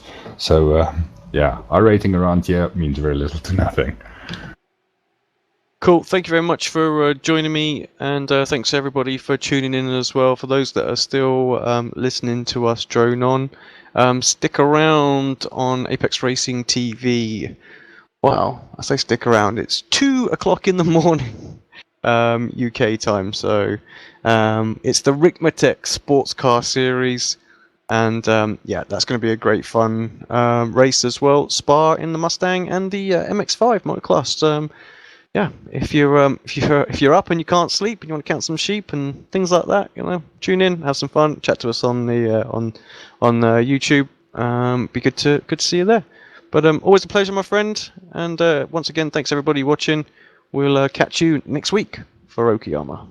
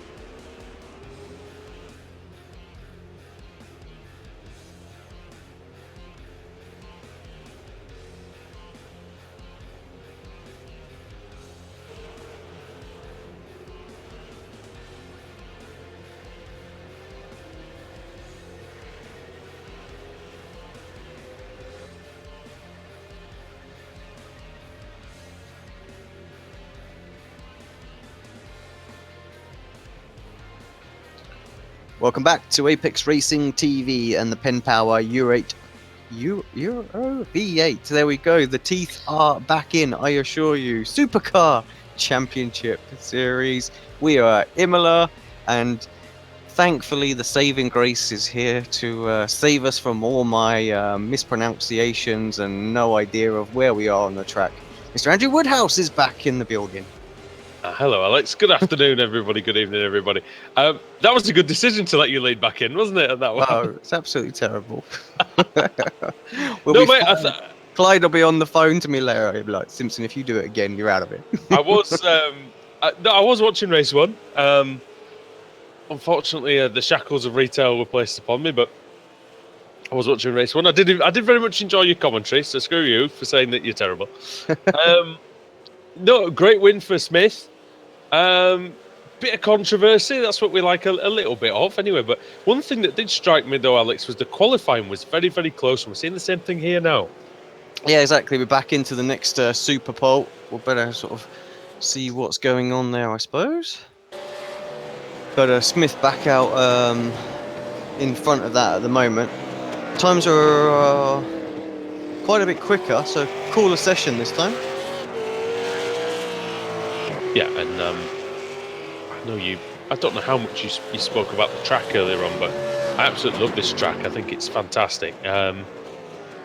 One of my favourites. Now, the V8 Supercar, we mention every week how difficult it is to drive and whatnot, but Imola is surely a good place for it because, you know, that we know how the V8 likes the curbs, it likes to bounce, and that's what you're going to get at the Autodromo Enzo Edino Ferrari. Yeah, you get none of that from me, you know. But no, you're right. We did talk about it at the start. I did talk about it at the start of the last race and thought actually it would be a great circuit for it. The V8 so likes, you know, throwing over big curbs, getting up on two wheels and all that sort of stuff in real life as well. And actually, there's some pretty juicy curbs here.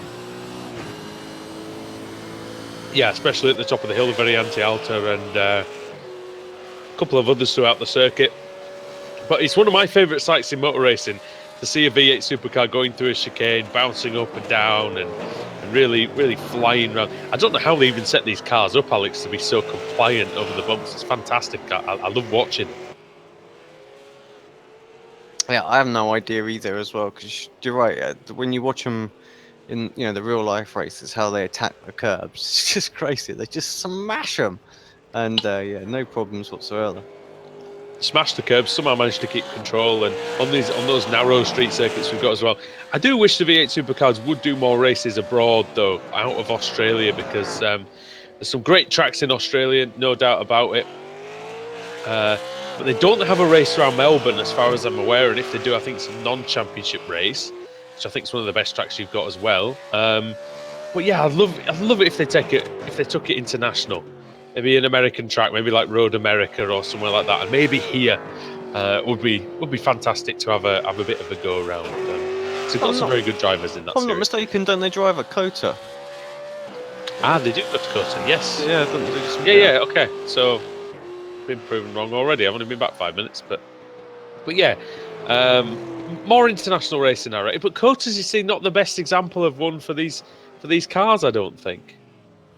It's a great track for racing on, but I think the V8s they do with more of a flowing circuit, don't they? Or one at least, like you say, with a few of those big curves to batter. Yeah, I think just trying to think of there is some fantastic European circuits that they could go to. You're right. Zolder. So it's just, but like I guess it's a trek for them. I mean, America's not too bad, is it? I mean, you know, if a trip over the Pacific isn't classed as being too bad, but yeah, I can see. I think it would be about 12 hours, would it, or somewhere like that, to somewhere like Texas. Where Europe, you know, you're talking a day, aren't you? You know? Yeah. Although this is why this is the PenPower European V8 Supercar Championship, because get to take in some of the best venues in our great continent, and yeah, we do enjoy these clashes on this side of the Atlantic. Right. Let's take you through the qualifying order then. As it finished, Peter Smith, race one winner, manages to take pole position. He starts there. Did he get pole position for the first race, I believe, as well? Yeah, he snuck it, didn't he, with 30 seconds to go? Tiny margin over Will Tregurtha. Then it was Oscar Mangan ahead of Tony Klusterman, Rafael Kaczarczyk, and then Paul Searle.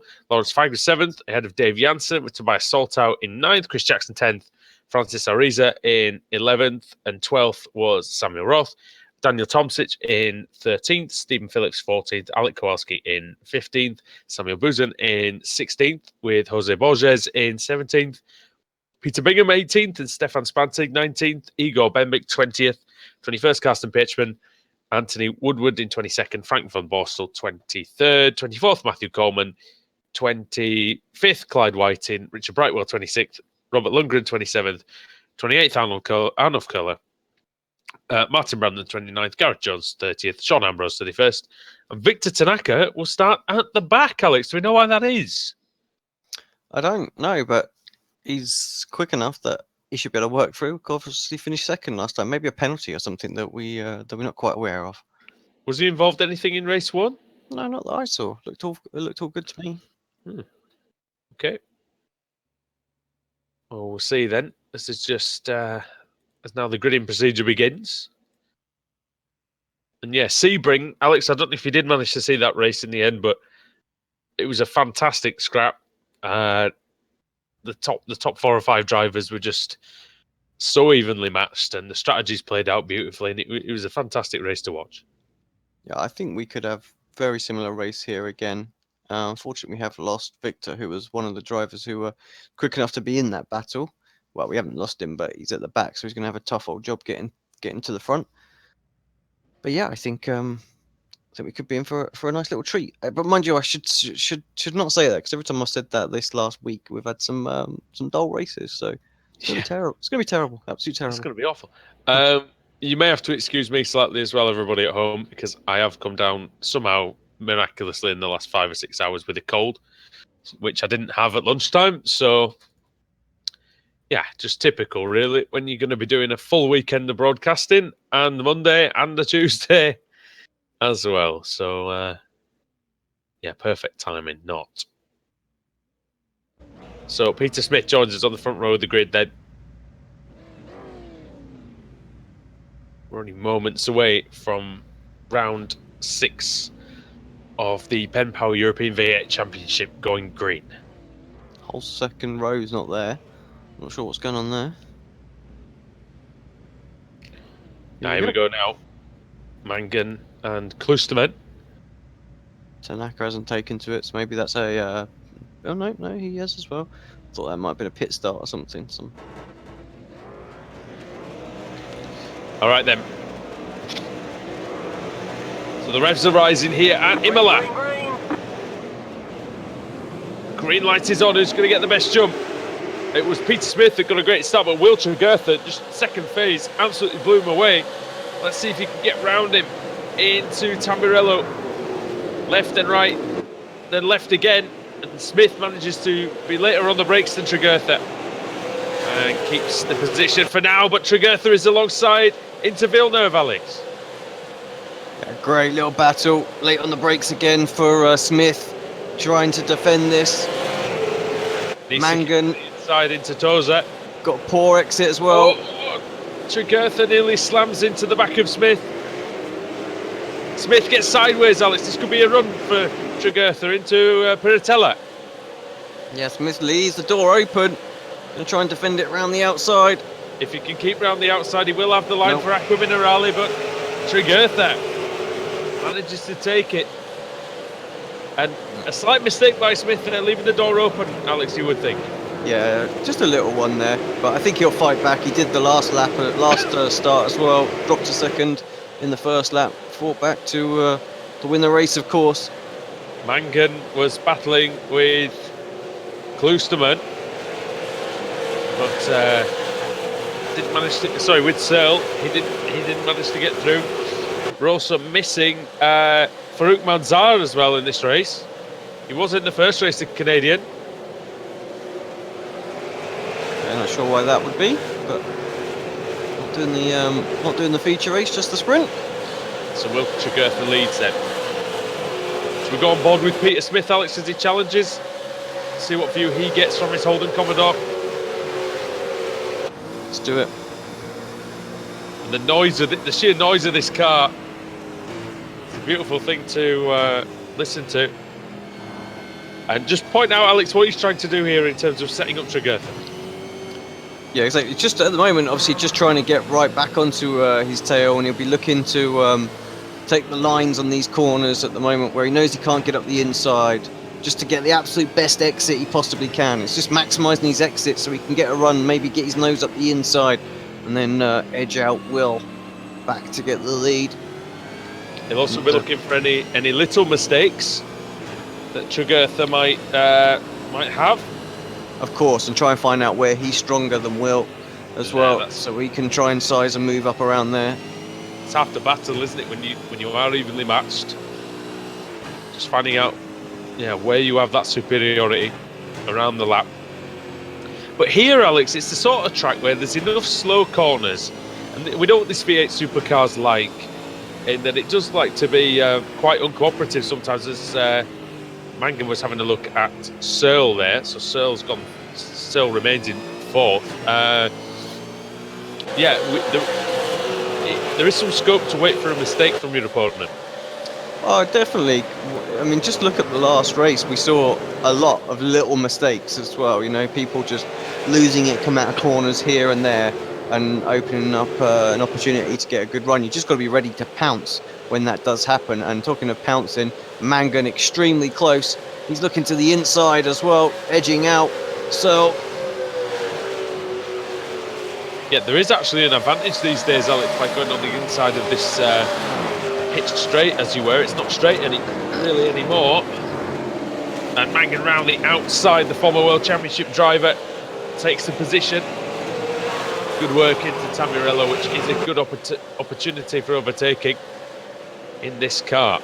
Lawrence Fagg there, you see him 2 seconds behind. Slow down for Rafał Kucharczyk. Not what Rafał wanted at all. It's a big one as well. Still serving it. Oh, the guys are having to go around the outside of him in Villeneuve. He was one of the men who was up there in the last race as Tanaka goes up the inside of... Where he is? That is. Up 16th place is Tanaka. So, unless Tomzik just ahead of him. Yeah, so he's just got up the inside of... Tanaka! Almost hitting Tomzik. Kowalski behind him. He's got past. The inside, Bosch! Well, Kowalski will not... Oh, dear me. He will not be happy with that, Alex. He will not be happy. No, so Kowalski, he gets back past both of these guys. I wonder if Tanaka just let him... well, no, it was Tomzik. It was the other car, wasn't it? The same livery, I think. Yeah. It's that whole internet thing, isn't it? He does not look happy. But he won't be. Tanaka, though, you get the feeling, Alex. What's the point bashing your way through? Because he's so much quicker than these guys in the midfield. Yeah, exactly. Would have had it done into the chicane, no problem anyway. So didn't need to go quite so aggressive. Battle just ahead of these guys as well. And now he's lost some bodywork, and it's only only got himself to blame, really. Good battle between Bingham and Tomsic. Sorry, Spantig, is it? Just take a look at that one as well. Yeah, there's good battles throughout at the moment. We were just watching another going into turn one. Kucharczyk is going through on Buzan. Oh, and then runs extremely wide. Oh, he fell off. Oh, look at this lot. Behind, 23, who's that? Going up the inside. Who is that? Ariza. Oh, round goes Tanaka. Tanaka is Tanaka'd. Let's have a look, see what exactly happened to him there. Yeah, and see exactly what happened there. Just on the car. The American, well, going for a ride. And now he's on the inside of Anthony Woodward. Absolutely no prisoners taken by Tanaka, is there, in this race? Yeah, He's lost it again. Goodness gracious. he just saw his opportunity, didn't he, to try and get a couple of cars there, and just booted his right foot down, and well, yeah, car said no. And he's lost the tyres now, Alex. He's cooked them. He has no purchase. He's got no traction out there. Well, it's going to be a pit stop or nothing then at this point. Might need a lap or two. Might need a lap or two to get that temperature back, but he's going to have to drive a hell of a lot more carefully than he's doing at the moment. Back to the front then. And Will Tregurtha under some serious pressure from Peter Smith. Fusion Motorsport driver just closing in inexorably on him. And they've dropped Searle here. Searle having all sorts of trouble. Down to 5th and 3.5 seconds off the lead now. Yeah, Paul didn't quite have the same pace as the guys in the last race as well, so just had a strong, sort of consistent speed, which is what kept him right up there. And I think it's going to do the same again. But yeah, so top 4 very, very close is what we like to see. He's fallen into the clutches of Fag as well. Then you got Roth and Soltau. They're only 1 second apart.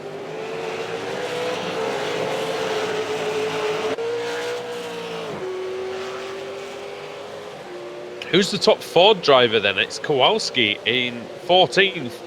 No Boosterland this week, Alex, I don't think. No, I haven't seen him either. So is he in the first race? No, I didn't see him. Yeah. So Boosterland is normally the one who's repping well for Ford up there in the top 10, but no Fords in the top 10 at all. Is that surprising, Alex, considering they're both supposed to be the same? Yeah, maybe a little bit. I think just proves one thing, doesn't it? Ford need to work on their PR. That's it. So Tregurtha under more pressure from Smith. Smith having to hammer on the brakes so that he doesn't run into the Englishman. Smith, another Englishman, of course. So that's a fail. Well, a Brit at least. I don't know if he's English or not. I'll probably offend someone there. Moving this way and that and trying to attack Tregurtha. Tregurtha defending hard then. This is what happened at Sebring. Oscar Mangan, Pro Series driver this season, World Championship driver in 2015. Was that 2015 and 2016, Alex? Yeah, well, just 2016 it was. Sorry, 2016, sorry. But he has ascended to the peak of sim racing, Oscar Mangan. What is it that he needs to do, Alex, in order to become a great driver? I think he just needs a little bit more time on his hands, really. Definitely think he's got the potential there, just doesn't have a great deal of time for testing and practice. So, we've got a spinner further back. It's Lawrence Fag around, so on his own, retains his 6th place. But yeah, from Roth now. Sorry, that I think really is Oscar's Achilles heel. But busy guy at the moment, obviously. School, college, all that sort of stuff. Smith down inside into Rivazza. Oh, Bash! Bit of contact with Tregurtha. Here comes Klusterman. Klusterman just about getting alongside. Oh, just took it in there, Mangan. It's having a look as well. It's very close. High speed game of chess going on here. Let's see what Klusterman can go through. Oh! Dear me, that was a bit hairy, mate. I honestly didn't really know what to call there. No, not at all. Me neither. I just stayed quiet and watched it, see how it played out. So very, good driving from all of them as well. But great move from Smith as well. I think he caught Will napping just a little bit there, and Will tried to squeeze him out, but Pete, well within his right to just nerf him a little bit wide. It was only a small hit, but it was enough. I imagine it's one of those cars as well where that entry to Rivazza, how it kinks right before the braking zone. I can imagine that once you're committed on the line, it's very difficult to defend, and that's probably why Will couldn't really move to the inside there. No, because exactly. He was already on the line and had to stick to it. Mangan, all sorts of sideways out of Aqua Minerale. Oh, I saw you didn't know the corner names in the end. I pulled up a track guide, mate. Oh, did you? Oh, right. right. Thank you, Google. Google is your friend. That's what I realised. I couldn't pronounce them. But well, that's half the battle, I suppose.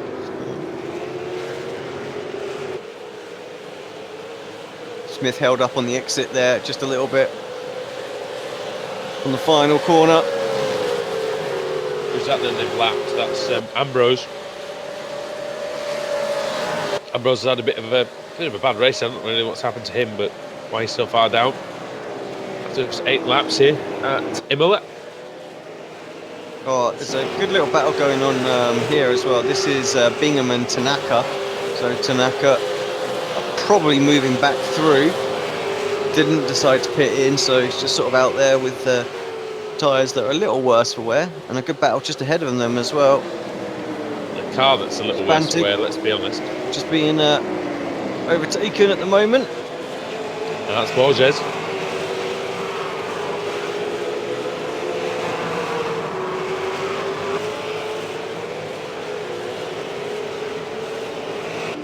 Tobias, oh, what's going on here? So someone's slow on the left, but yeah, for 8th, 7th, 8th, 6th, 7th and 8th, so Fagroth and so 2 there. Sorry, I may have to infrequently go off to sneeze. Struggling a bit here. No problem. For once the technical glitches have gone, and now the technical glitches of the human body is starting. Yeah, the nasal glitches. That's it. That's what happens. So Peter Smith then leads by about 3/4 of a second from Will Tregertha. Then it's Tony Klusterman, Oscar Mangan, your top 4. Then Paul Searle, 2 seconds behind. Lawrence Fagg recovered from his spin, and actually, you know what? He's caught in a bit, hasn't he, on this lap? I think, and so has Samuel Roth. Samuel Roth's got a good run through Rivatsa. You might be able to have a look at Fagg into Tamburello, Alex. Yeah, maybe getting a good little run at the moment. Got some speed. Moves to the right. He's going to try and go around the outside. Oh, so maybe not. Maybe a little switchback. No, wants to stick to the outside if he's going to pull this off. Fagg takes the racing line. No problems there. He lost that opportunity there. Just didn't really want to take it. Fagg with a nice smooth style through Tamburello. Of course, very famous corner combination for all the wrong reasons, but having said that, this new version of Tamburello is quite enjoyable to drive, Alex. It's a challenging 3-corner combination. Yeah, very challenging, but yeah, still a great corner, like you said. Famous for all the wrong reasons, unfortunately. Yep. A day that I will certainly remember the rest of my life. I will say it's probably the first. It's the earliest memory of F1 I have, which is a bit of a shame in one sense, but in another sense, I did get to see Senna race, and that's the thing. It does remind me that I was watching the great man at the end of his career, so that's something I will be quite thankful for, really. And Lawrence Fagg would be thankful if Samuel Roth and Tobias Soltau would go away at this point. I'm sure. Phillips around, dropped all the way back to 16th place now, so mistake from him. I wasn't Stephen Phillips, what happened? Just a spin? Oh, and he's around. He's off at the very anti-alta. He's lost the tyres. Yeah, lost some tyre damage there, or just cooked him a little bit. Oh, he's got some rear damage. You can see that rear right-hand side. Did he get hit? Did he get hit at all when he went off, or did he hit the wall or something? Take it back. Because he's got severe damage to the name right as well. The rear right corner he's lost. He might well have had a hit from behind. There's someone right behind him at the minute. I'm not sure who that was. Which corner was it? It was yeah, the Aqua Mineral Water.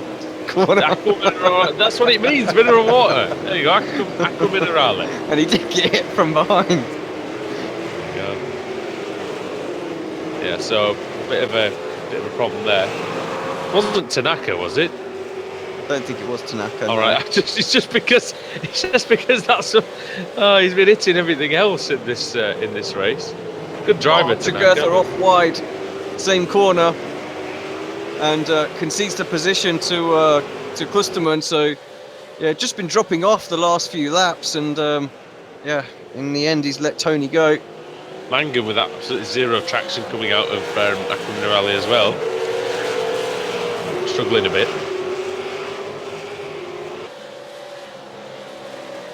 Just getting on the power a bit too eagerly, the Irishman. Mistake for Oh, Tony. mistake. He's going to get away with it. Died. Oh, Bash. Oh, he's hit the Canadian. Oh, and they took each other out. These two just seem to constantly keep finding each other on the track. Oh, Tony spins. Oh, what are these guys doing? Jeez. Somehow they managed to not take anyone else with them, but... Oh, that's stupid. It's really stupid. Into the pits, by the way, Klusterman then. Yeah, and Togurtha both in as well. They will get a fast tow though, Alex. I think that's the point. Yeah. Get the fast tow now and go out for a long second stint. But I mean, it wasn't Klusterman's fault in the first place. He did get a little tap, but shall we see whether did he move over on Togurtha slightly? Let's have a little look at that. Oh, I'll tell you what, that might not be a bad view to look at it from on board with Oscar. Should get a reasonable shot at it from there. So Tony causes a bit of contact. Togurtha, Klusterman loses it actually on the AstroTurf, which I didn't see. Yeah, that was the problem. And into Togurtha, so nobody's fault really. No, not really at all. Just a tough one. Slight mistake by Klusterman possibly, but you wouldn't like to pin the blame on anybody. But the spin turn to rejoin the track was daft. Yeah, but anything could have happened there, couldn't it? You know. To be honest with you, you wouldn't do that in a real car, would you? So, yeah. Certainly, certainly the officials would be looking at that sort of move as well. Yep. And Will, not to blame, totally blameless there as well, because he come across at the same time. And Frank van Borstel has got a real problem. Track very narrow. Where is Frank? Spins the car coming out of Toaster. He's already got horrible damage on the left side and the right side, actually. Where is Frank in the race? What position? Sorry, I can't find him. 28th. Thank you.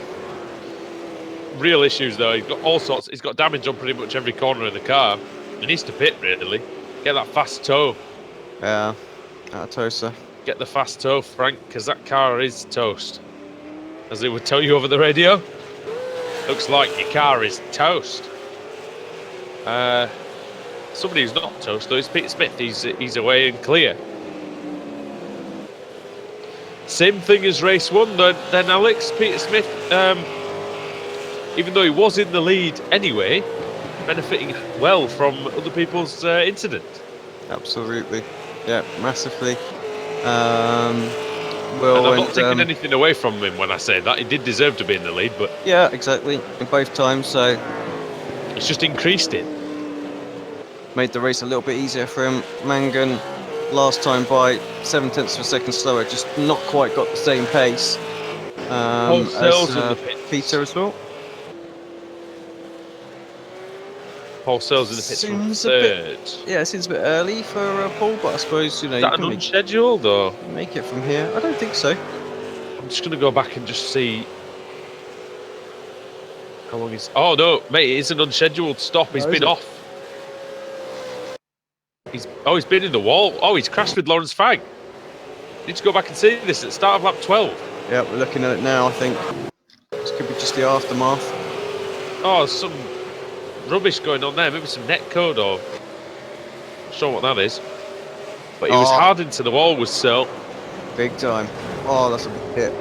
Front right, toast. And then he comes back on, goes across the gravel. Oh, it spins it. Oh, how often do you see that as well? Just loses traction. So once those tyres get cooked. And then he was crabbing. It's big suspension damage, and yeah, he had no choice but to pull it into the pits. He'll take a tow then, Alex, but he will get a new car once the tow is complete with the fast tow. But that's disappointing for him. He was up in third. That actually puts Victor Tanaka up in 8th place. 32nd on the grid, so good work for him. Good drive. Well, good driving after the first couple of laps, maybe I will say. He had a second in the last race, of course, so be looking to sort of repeat that again if he can. Because he made 16 places on the first 2 laps, I think. Then he spent the next 2 or 3 laps bouncing off everything he could find. But then since then, he's done very well. So he's in good position, Tanaka. And actually, he could really come back into this race in the second half of it, Alex, being, you know, the fact that he is slightly quicker than those around him. Yeah, I'm just trying to look at the lap times he's doing. So good enough for sort of third place at the moment. So he's got a really good opportunity here. Dave Jansen's going well in the second race, up to 6th. I'm also looking at this 9th, 10th and 11th battle right now. Oh yeah, Buzan, Aretha and Tomsic. Buzan getting all sorts of sideways coming into Rivat, so went a bit wide. Now he's vulnerable to Aretha of Spain. Oh, then well, Daniel on the outside. In the Ford as well. Extremely late on the brakes, tries it round the outside. Ariza's lost it. Sorry, Buzan's lost it, and Ariza is through, and here comes Tomsic.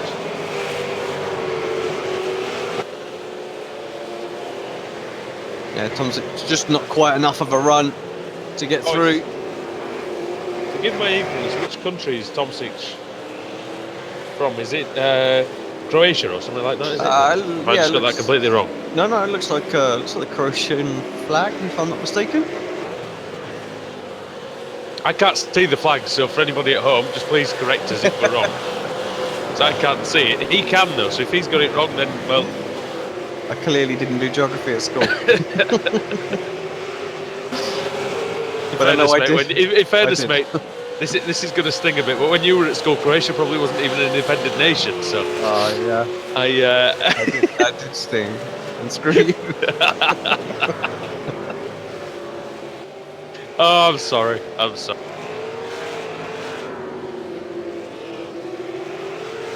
right, back to the race. Roth. I'll let you off with that one because, you know, the USSR was still around and things like that, wasn't it? Yeah. Oh, I'm sorry. I will stop. What are you saying? Yeah, I will stop because you can just cut me off at any point. So. Dear.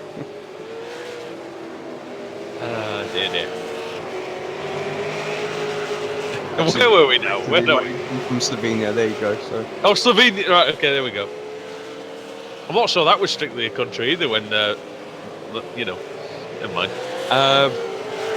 Back in my day. That's how. I'm acting like you're 50 or something. That's ridiculous. Anyway, so Smith by 6.3. So what's happened there? Mangan's really dropped off, hasn't he? It's not been in the pits, has he? No, he hasn't. He's had the 2 bad laps where he's had off. Oh, he spins a bit. Anyway, loses it. Drifts it through Jacob Minerale. He's not got any immediate threat, has he, though, Mangan? Lawrence Fagg's 9 seconds behind, so he's really just battling himself out there at the minute. Salthour's he's under pressure from Roth. He took him a couple of laps ago, and now, Roth's trying to fight back here. Quite like the livery on Roth's car as well. Nice job. Yeah, looks good. Something a bit different, you know? Yeah, it looks pretty nice, that does. Same one as on Buzan's car, I think. I like Salthour's one as well, with the yellow and the yellow and the black. There's a lot of good liveries in the V8 Super. I always think it's a car where liveries in general just look really good. Yeah, one of the best. some cars you just never really find the right balance with it.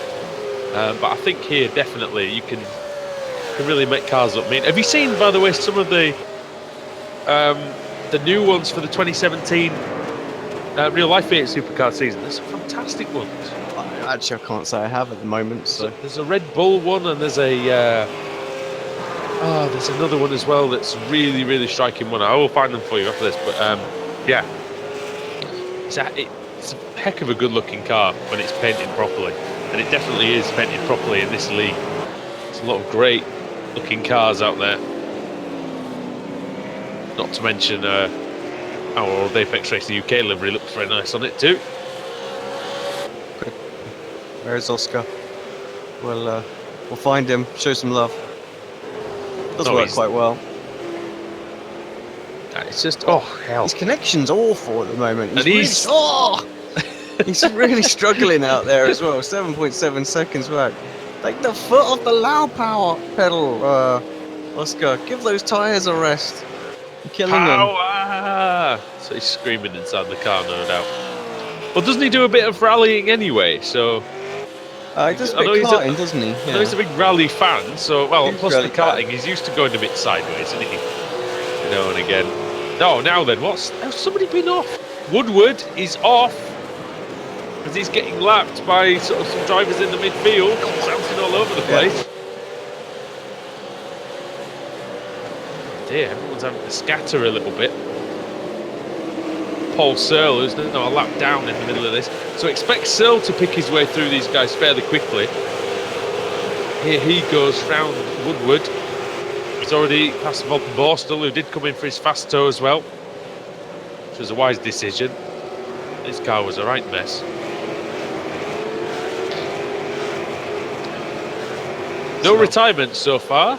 No, that's good to see. Sean Ambrose, the last of the runners, one lap down. Then it's Martin Vanden, Ingo Bembridge, Paul Searle.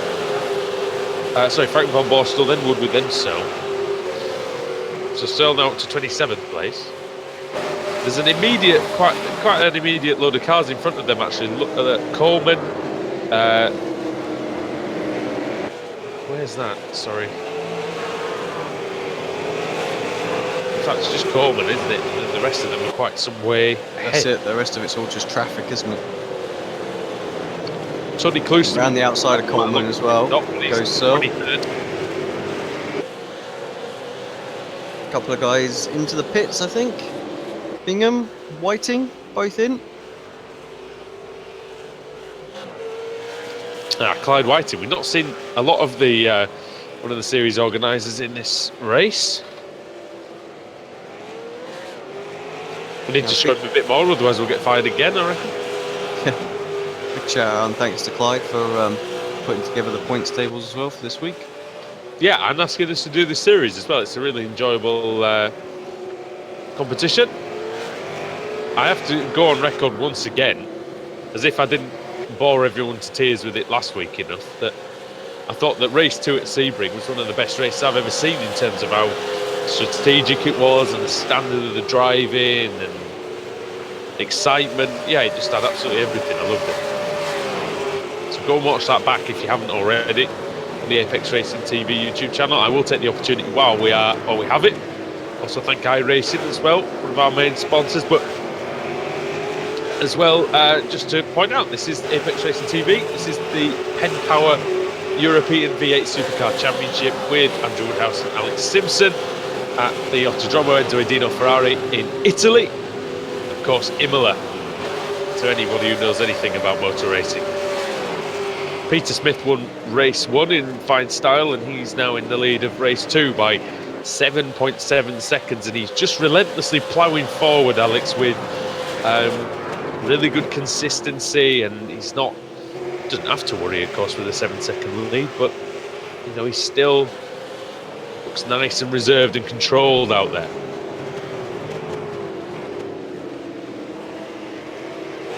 So I quickly post a link up to last week's race in case you guys wanted to check that out afterwards. There it is. Yeah, especially, like I say, especially with race 2. Race 1 was a good one, but race 2 is an absolute belter. I won't spoil it for anybody who hasn't seen it, but it's worth a watch if you've got a spare hour. But yeah, Alex Smith doing a really good job at the front. Yeah, faultless again, not making any mistakes, pulling away. Just manages to keep the car underneath him very, very well. And that was, I think, everybody's problem. They could start to reel him in, but as the tyres seemed to wear off, he was able just to keep the pace up. So I don't know if he's just leaving something a little bit on the table just so that the tyres don't overheat, and then subsequently he can lap just the same sort of speed. So it's it's a funny thing, isn't it? Sometimes trying to get race lap times out of cars, especially when the tyres can go off so quickly due to sort of thermal issues of overdriving.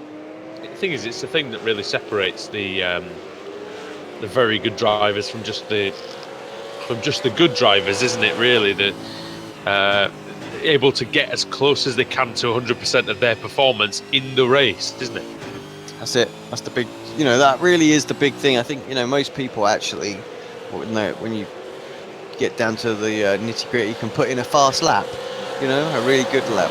Yeah. So it's just doing that time and time again. That's the thing.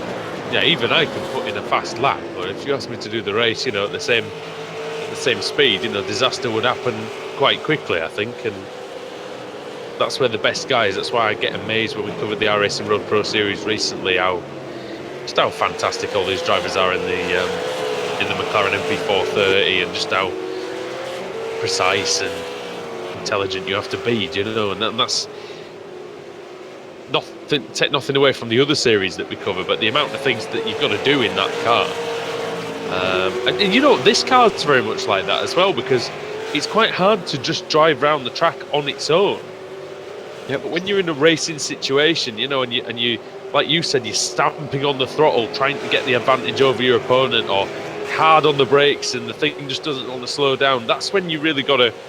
That's when the skill really comes into it.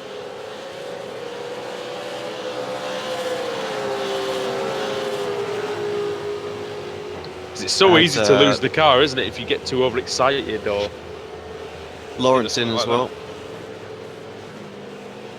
Peter's in. See how quick that stop is going to be. Yeah, leader, and the man who is in third position.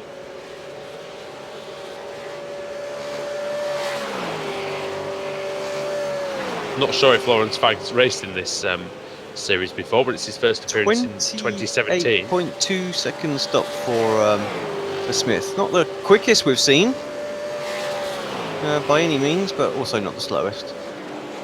No, and that's generally a good recipe, isn't it? I can show you in there somewhere. Let's have a look. Here comes Tregurtha, but he's only just coming over the line, Will Tregurtha.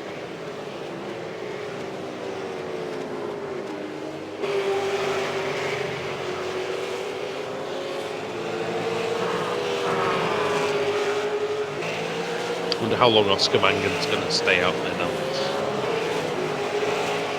What he's got in store for us in terms of the strategy. 1:44.9 on the last lap, not bad. Yeah, very quick, so absolutely nailing it. Now's a good time to do it. As here he is in the pits, so he was nailing it because I tell you what, I wonder if he got that slowed down,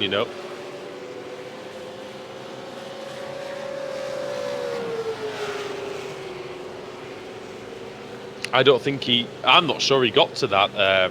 Well, we'll see. We'll put the pit counter up. Limit, Yeah, we'll put the pit counter up and see if it goes much over sort of 28 seconds. Keep an eye on where everybody is.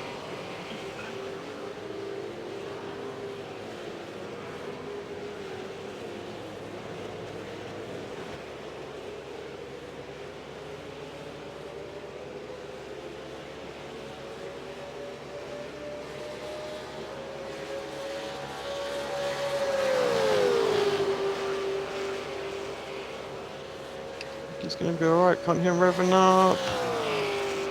Oh, we might have a problem here. You might have been right. No, 30.8, so he's okay. Here comes, there goes Smith past him. Yeah, so that's Tregurtha gets back by as well, does he? No. Not quite. There's Tregurtha. Maybe. Oh, it's going to be close. Yeah, he is. Tregurtha's through. And there's some lap traffic right in the... Oh! Well, that is ridiculous. That is astonishing. Who was that? Igor Bembik. See what Igor did there, because I think that's probably just a bit of a mistake on his part.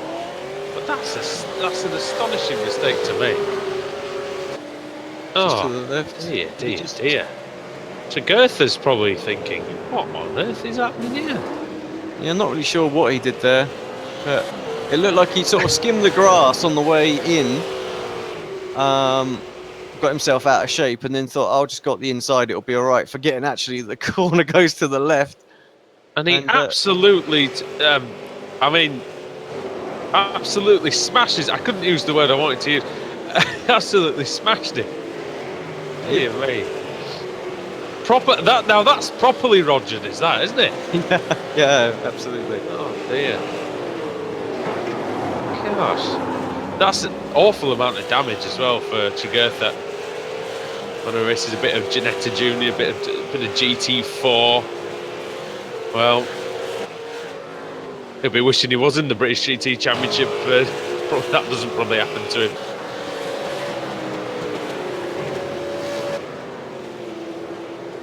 So that means then, Oscar Mangan, very happy with his second place coming back to him like that. Let's see what the timing and scoring has to say about the whole situation. So Smith leads by 10.5. Excuse me. Soltau is third now then. And you know what? He came up during the race. Oh, dear me, excuse me, sorry. He came up through the race in Sebring. Did Soltau. In fact, it's Roth. Samuel Roth is in third. So he got the position back from Tobias Soltau. But Soltau came up through the field in Sebring. He led some laps mid-race during the pit stop phase, but here he's moved forward very ably from 9th, and Samuel Roth started 12th up into the podium positions. And it really does show, Alex, that when it comes to a car like this and these sort of longer races, an hour long, really is all dependent on getting ready for the race, getting the race set up to your liking, because you can definitely tell the difference between guys who've worked a bit harder possibly on the set for the hour-long competition. Yeah, just it's a bit frustrating, isn't it? Sort of see that sort of stuff for the drivers involved with it and all. So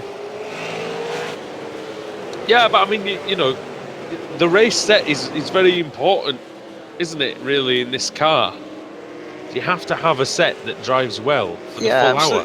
Well, for the long run, that's the important thing. Obviously, they have a pit stop, so so it shouldn't be too bad. But yeah, one that falls off very, very quickly, obviously, they need to avoid. But it is a tough old car, and there's a lot of, like we saw in qualifying, there's a lot of variation in skill levels out there as well. There's quite a margin in the lap times being put on there, so let's not take it away from the people there. You know, we've seen it in our other V8s. Oh, it's not an easy car to exactly. even at that speed. So like I said, we've covered some other V8 series as well, where drivers come into this car and it's a culture shock. You know, you have to really take some time to get up to speed, and people do make mistakes and things like that. So, and you know, people aren't very good when they step into this car for the first time. Here comes battle for 6th place, Alex. Rafał Kucharczyk and Dave Jansen. Kucharczyk on the inside in Tamburello, and he's through, so that's a nice move there. Quite easy, really, but he's now only one position lower than the one he started in. Let's take a little look at that back so we can see that. Just missed that. Quite a straightforward move into the first corner, but nevertheless a good one. Yeah, I have no idea what... well, I do have an idea of what's going to be going through Will Tagurtha's mind, and it's probably not, oh dear. Yeah, no, more than not. No.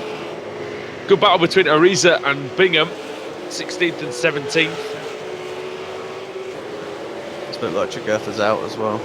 Oh, Ariza. Got a black flag for that as well, meatball. Nothing he can do really, though, at all. Klosterman is back on the attack against Stefan Spanting. 11th and 12th positions.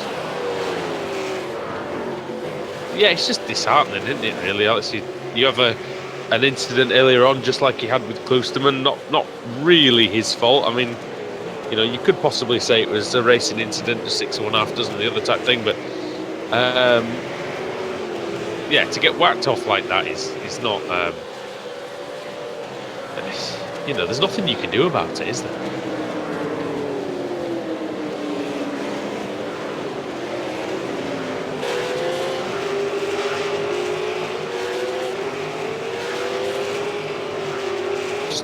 Sorry, just having a look through the timing screen, see what else was going on. Janssen, half a second back at the moment. There was another good battle as well, like you're saying, Kusterman.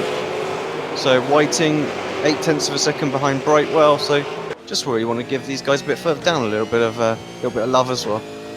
Yeah, no, that's what. Yeah.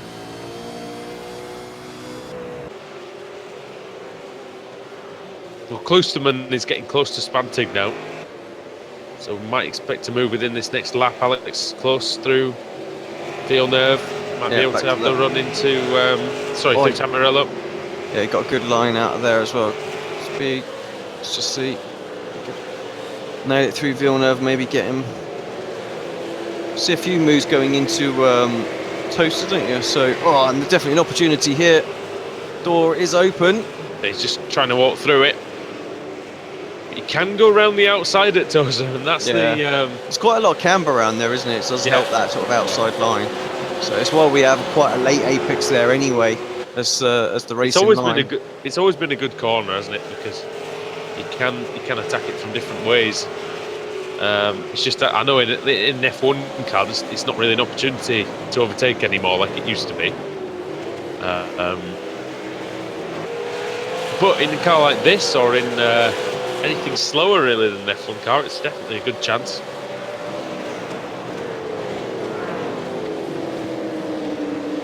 Because just the simple fact, Alex, that people do take... Sorry, just the simple fact that people do take a wide line in is invitation enough for you to have a go. Well, yeah, exactly. You know, you want to put your nose up the inside, and why not? Here we go. He's doing the same thing again. And room given this time, I think. No problem. And through. It's good exit. He might have a chance into getting the position back into Tamburello. See what sort of slipstream he gains in this V8 Supercar. It's quite a decent one, look. Which way's he going to go? It's always hard on these straights that sort of kick to the left or to the right. Look, there's nowhere for him really to go. Klosterman has to defend the line. Spantig though goes deep, goes wide. And yeah, that's unfortunately for him, that battle's pretty much over. A lot of drivers though, within not a lot of time of each other. 7 drivers just within 8 seconds, going from Alec Kowalski in 9th down to Chris Jackson in 15th. Yeah, good battle. So, Klosterman is already with Buzan. Oh!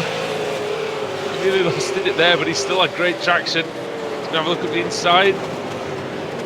Not quite into Aqua Minerale. You see a lock up from Kowalski in front in the Ford. Oh, he's hit him, I think, has he? I don't think so. Give him a It was little close. It was close, but I think it's alright. Maybe a move here then. It's going through into the chicane. Yeah, nice move by Tony. Good work. And battle as well, 5th and 6th. Oh, there's a battle in the background as well. No, I think it's just back markers actually, sorry. But, I think you're right. Lawrence Fag then. Oh, God, great exit there, surely. Oh, he's twitching under braking. Rafał Kaczmarczyk is through. And back up into the top 5 where he started. Good job. After having that slowdown on the first lap, it's really, really hurting. Someone was around at Tozer, I'm not sure who that was. Didn't see it, I'm afraid. Did not see it. Not long to go, I have to say. Was it? 13 minutes. Frank van Borstel again. He got some help. Let's see. So you might want to have a look at this. He was going in with Coleman into Tosa. Oh, he loses it, hits Coleman, and then gets hit by... Is that Mangan? No, it's Tricurtha again. Oh, dear. Will's been in the wars. 4 laps down, he decided to come out and try and get some practicing, get some points. But yeah, well out of contention, unfortunately. 10 minutes to go. Smith by 11.8. Then it's Mangan. Then it's Roth. So excuse me. Salt out. Then Chasik, Fag, Janssen, Tanaka. Tanaka is in 8th now.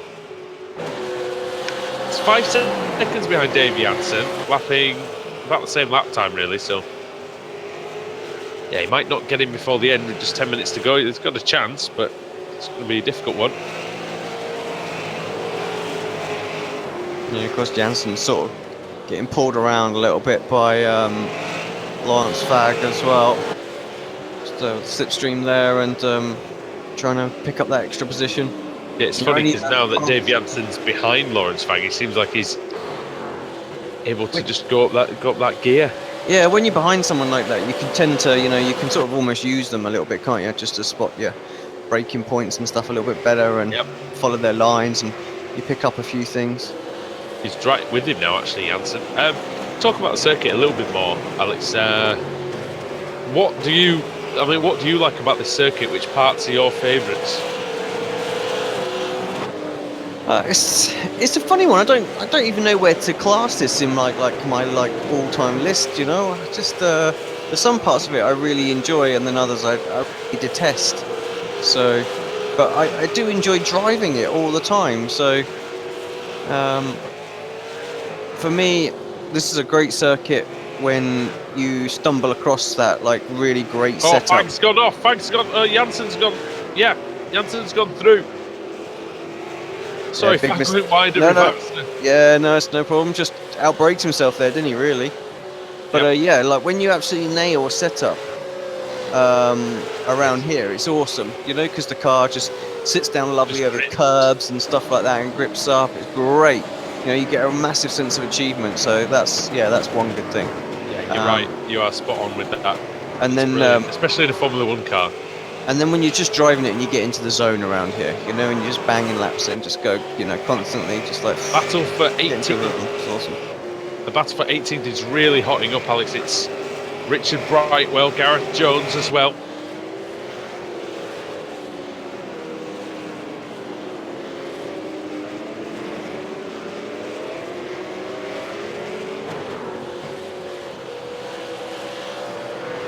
Trying to find them. There we go.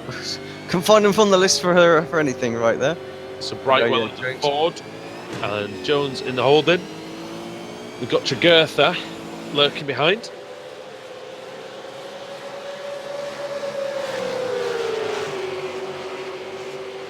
So looks like Jones is just dropping off slightly, but we'll have the slipstream. Trigurtha not really wanting to interfere in this battle, it looks like. Between two drivers who are fighting away for a position.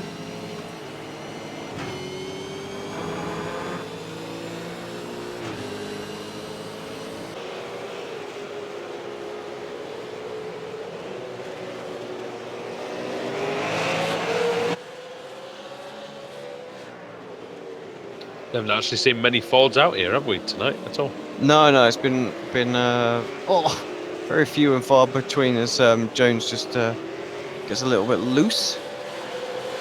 Sorry, we just had a couple of technical glitches on the other channel, so. Rather them than us, I suppose. Yeah, yes, it's sad to say it that way, isn't it? But yes, indeed. Mangan closing back in on Smith. We haven't had to the best 6.7, but we haven't had the best of luck recently, have we, with technical issues? But fingers crossed, touch wood. No, not at all.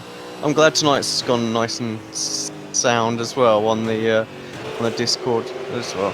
How are they getting on in the from fact that it's not working? Yeah, well, that's the problem. It's not working. So I'd say dear. pretty badly. Not great. I think you made the right decision then, didn't you? Not going in here with me. Klosterman is off a little bit. He's cleared that group of cars now. 24 seconds in front. He's not going to catch anybody else. Tanaka, right on the back of Lawrence Fag now. Half a second. 7 minutes, just under 8 minutes of this race to go.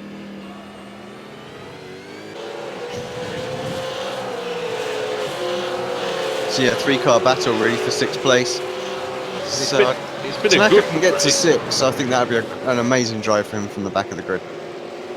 Yeah, like I say, especially since he was doing a good impression of a bowling ball in the first few sort of the first few laps.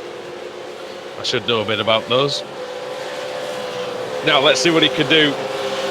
See if we can get past Lawrence Fag.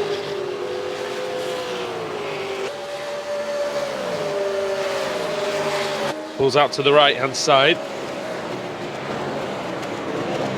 Trying to go around the outside. Fag twitches around on the braking. Oh! Good move by Tanaka. But that's someone with confidence in the car, Alex. It really is. Yep. Yeah, absolutely. Lawrence Just Fag. knew the car was going to stick through there, no problem. It's not going to take him too long to get back on Janssen as well. Yeah, I don't know how many races, like I said, Lawrence Fag's done in the car in the past, but I know he's fairly new to iRacing, so it might be that he just didn't have quite the experience to ward off someone like Tanaka.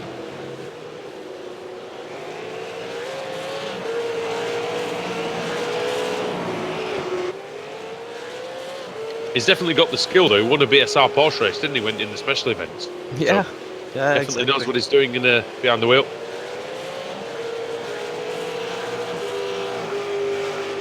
Right, what else we got going on I out think there? that was one of his first iRacing races. Which is crazy, really. Yeah, he's definitely going to be the man on the move. I think if we stay with him. Too much else going on right now.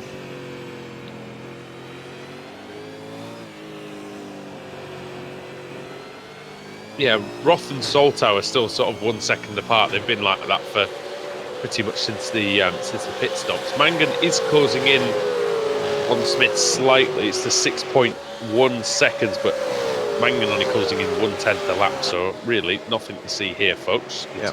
That. Yeah, it's going to take some serious traffic for him to close in. Oh, enough. off. Kucharczyk off, and Janssen might be taking advantage of it. He's side by side with him. Into Villeneuve. Tanaka is there too. Savvy from Tanaka. Saw that and used that. Kucharczyk in all sorts of trouble. It's very slow at the moment. I don't really know what's happening there. Really not driving well. Or something wrong with the car, I'm not sure. Top 5 for Tanaka, definitely looking more and more likely. We're under 5 minutes now. Although one thing I tell you, Janssen's not going to make it easy for him. No, especially after fighting so hard to get that 5th place himself. Oh, he's thought about it, didn't he? Into the outer.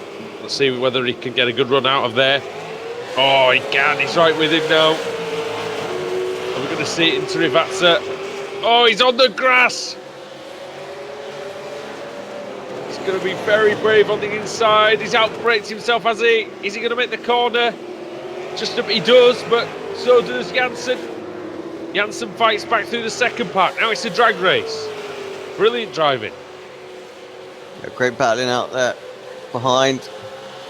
Well, just keeping an eye on what's going to happen. Could mop up pieces here.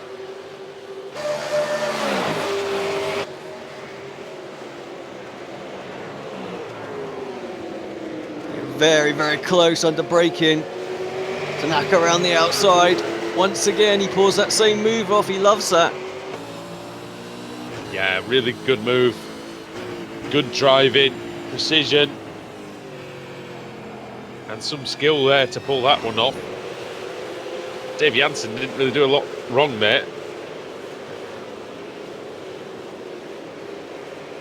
And yeah, Rafał Kaczmarzyk was probably thinking, oh, I could have the 5th place back for a second, but it didn't really happen there for him.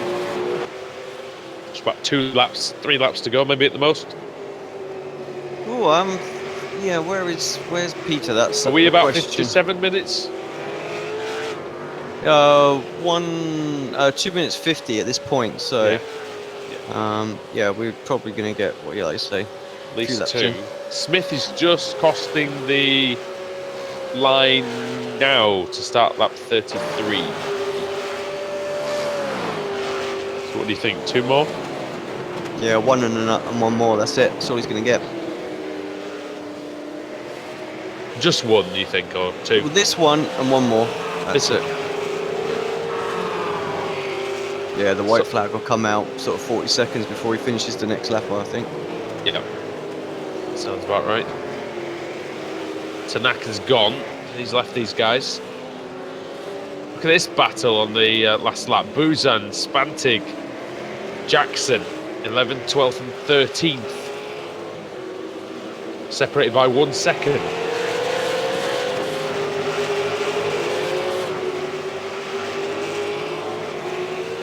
They've been battling for a little while, actually, haven't they, on and off, but finally come together. No better time at the end of the race. Oh, mistake there for Jackson at the back. Just overshot his mark, breaking my point there, and had to take some avoiding action. And he's... Oh. Well, we were on board for that, and yeah. Is he nearly gone? He saved it, just. But, yeah, that was a squeaky bum moment for him. So... Great driving to save it. It's not easy to do. I won't need to do any more butt clenching exercises for the rest of the week, I can tell you that. That's it. Where's he gone? Oh, he's back. Tanaka's through as well, so he's got that 5th place. Which we saw. Smith's got some traffic. 4.3 seconds. He starts the final lap. Did he make it across? One's his teammate. Is that his teammate? I think it is, so he should be small work, but will he sit behind him trying to let his teammate get through here, you know, give him the extra lap? You'd think he would want to, but how slow are these guys, you know? No, the answer is 4.6 to Mangan now, though. It was 6 seconds. Yeah, it's actually 4 on the live timing now, so it looks like he's... Smith nearly lost it coming out of Villeneuve. What this thing is, Richard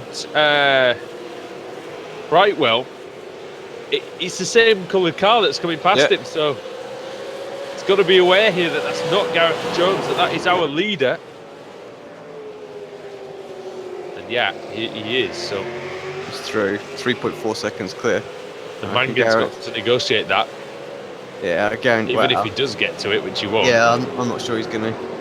I don't think Brightwell will let him through too quickly either. Oh, sorry, Jones. Nah, you wouldn't if you were Jones, surely. These two are side by side into the chicane, though. And Jones loses it, and Brightwell bash. Just what Oscar Mangan didn't want to see, really. White flag is out. This will be the final 2 corners for Peter Smith then, and he will complete a double once he comes around the second part of Rivazza.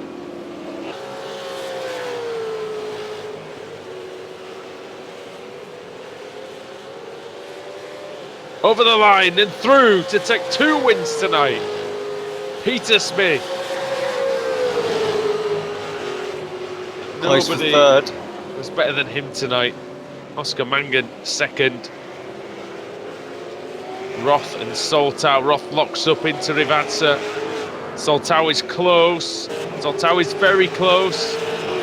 He's not going to be close enough. He did catch up quite a bit on the last lap or 2. It's going to be Samuel Roth. Takes 3rd place from 12th on the grid. Excellent driving. And Tanaka comes across, and then it's Janssen, Kajazi. And Fag has had some issues. Fag's had some real issues the last couple of laps, but he's lost 7 seconds. Got some big damage there as well. You can just tell the car's tracking out there. Holds on to that though.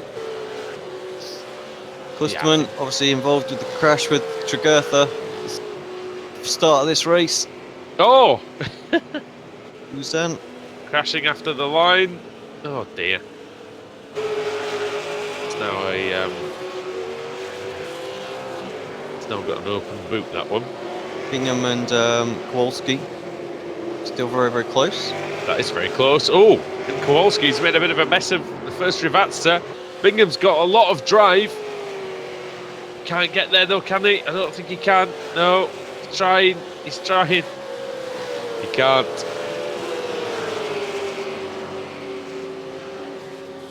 Close one.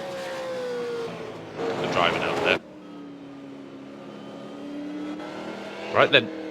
Take you through the finishing order for round 6 of the PenPower European V8 Supercar Championship. Peter Smith wins the race, his second of the evening. Oscar Mangan in second, with Samuel Roth in third. Tobias Soltau fourth, ahead of Victor Tanaka. Dave Janssen sixth, Rafael Kaczarczyk in seventh. Lawrence Fag in eighth, again ahead of Tony Klusterman, who had the accident.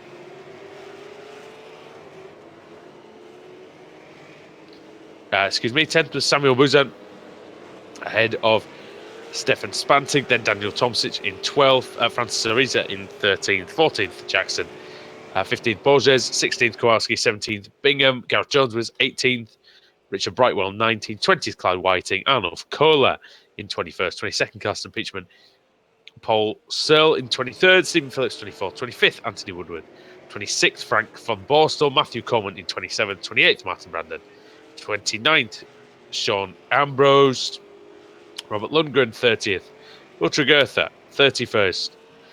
And on the naughty step, turning in the corner and facing the wall, is Igor Bembik. Well, another thrilling race actually. Lots went on that one, lots of great battles, and yeah, great little format that the series has got. Like I say, now if we can find a nice little use for that sort of hour intermission as well, can't we? By recapping our Porsche broadcasts that we do as well, just in case you were wondering what that was and where it was coming from. Suddenly did art, but indeed, yeah, that worked quite nicely. Yeah. So, well, we're gonna. What's the plan now? Yeah, well, we're gonna head down to the interview room. So, if any of the drivers want to come and have a quick chat with us, have a quick interview, then heading on into there, we'll have a quick little convo, and then we'll wrap this stream up.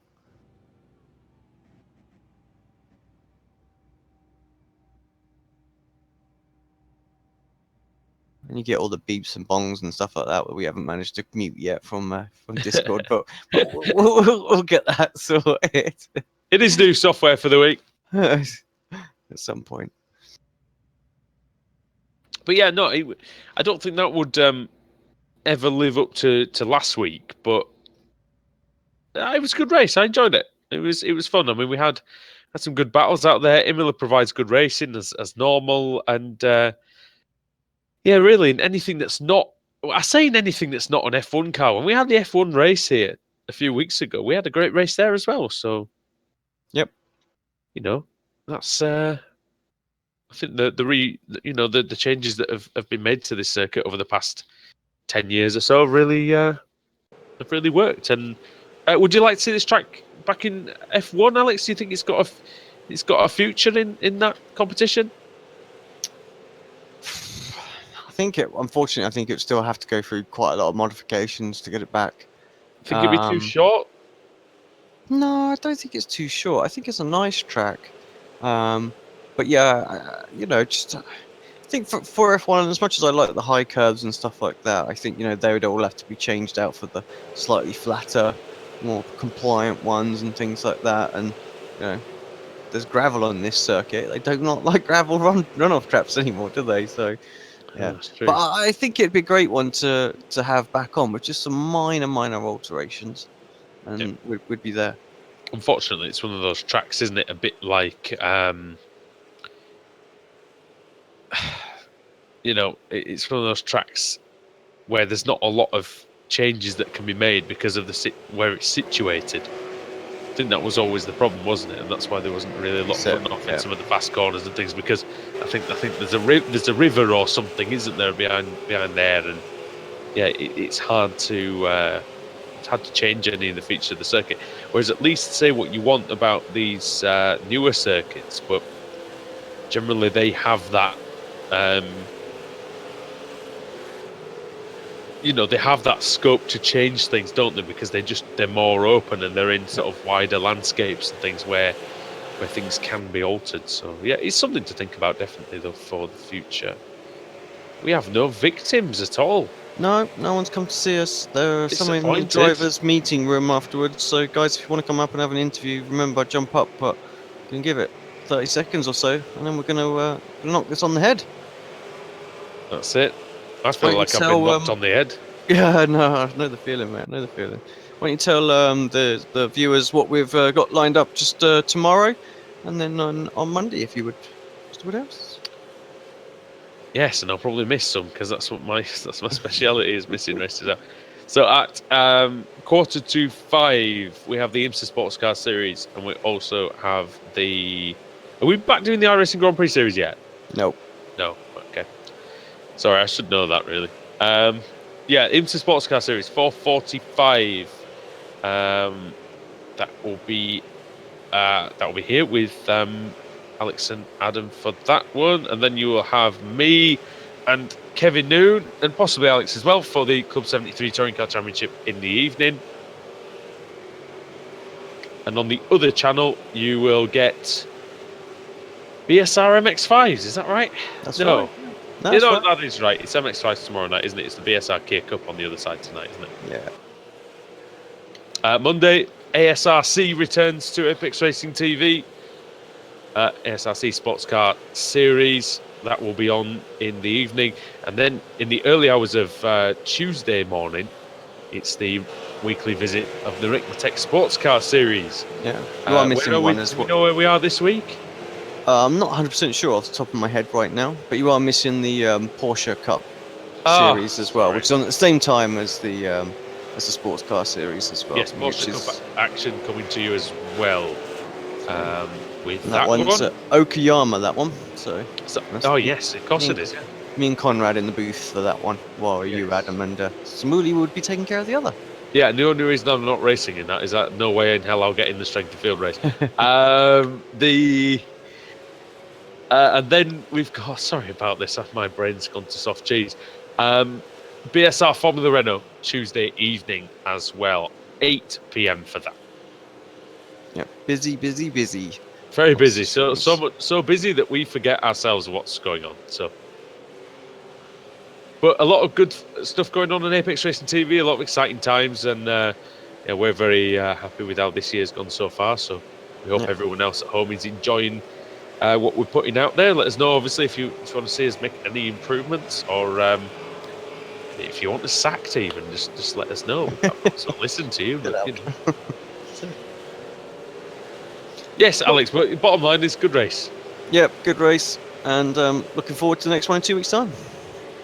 Yeah, indeed. So, from all of us here at Apex Racing TV, from myself, Andrew Woodhouse, from Alex Simpson as well, it's goodbye from Imola, it's goodbye from the PenPower European V8 Supercar Championship. We'll see you in 2 weeks for that one.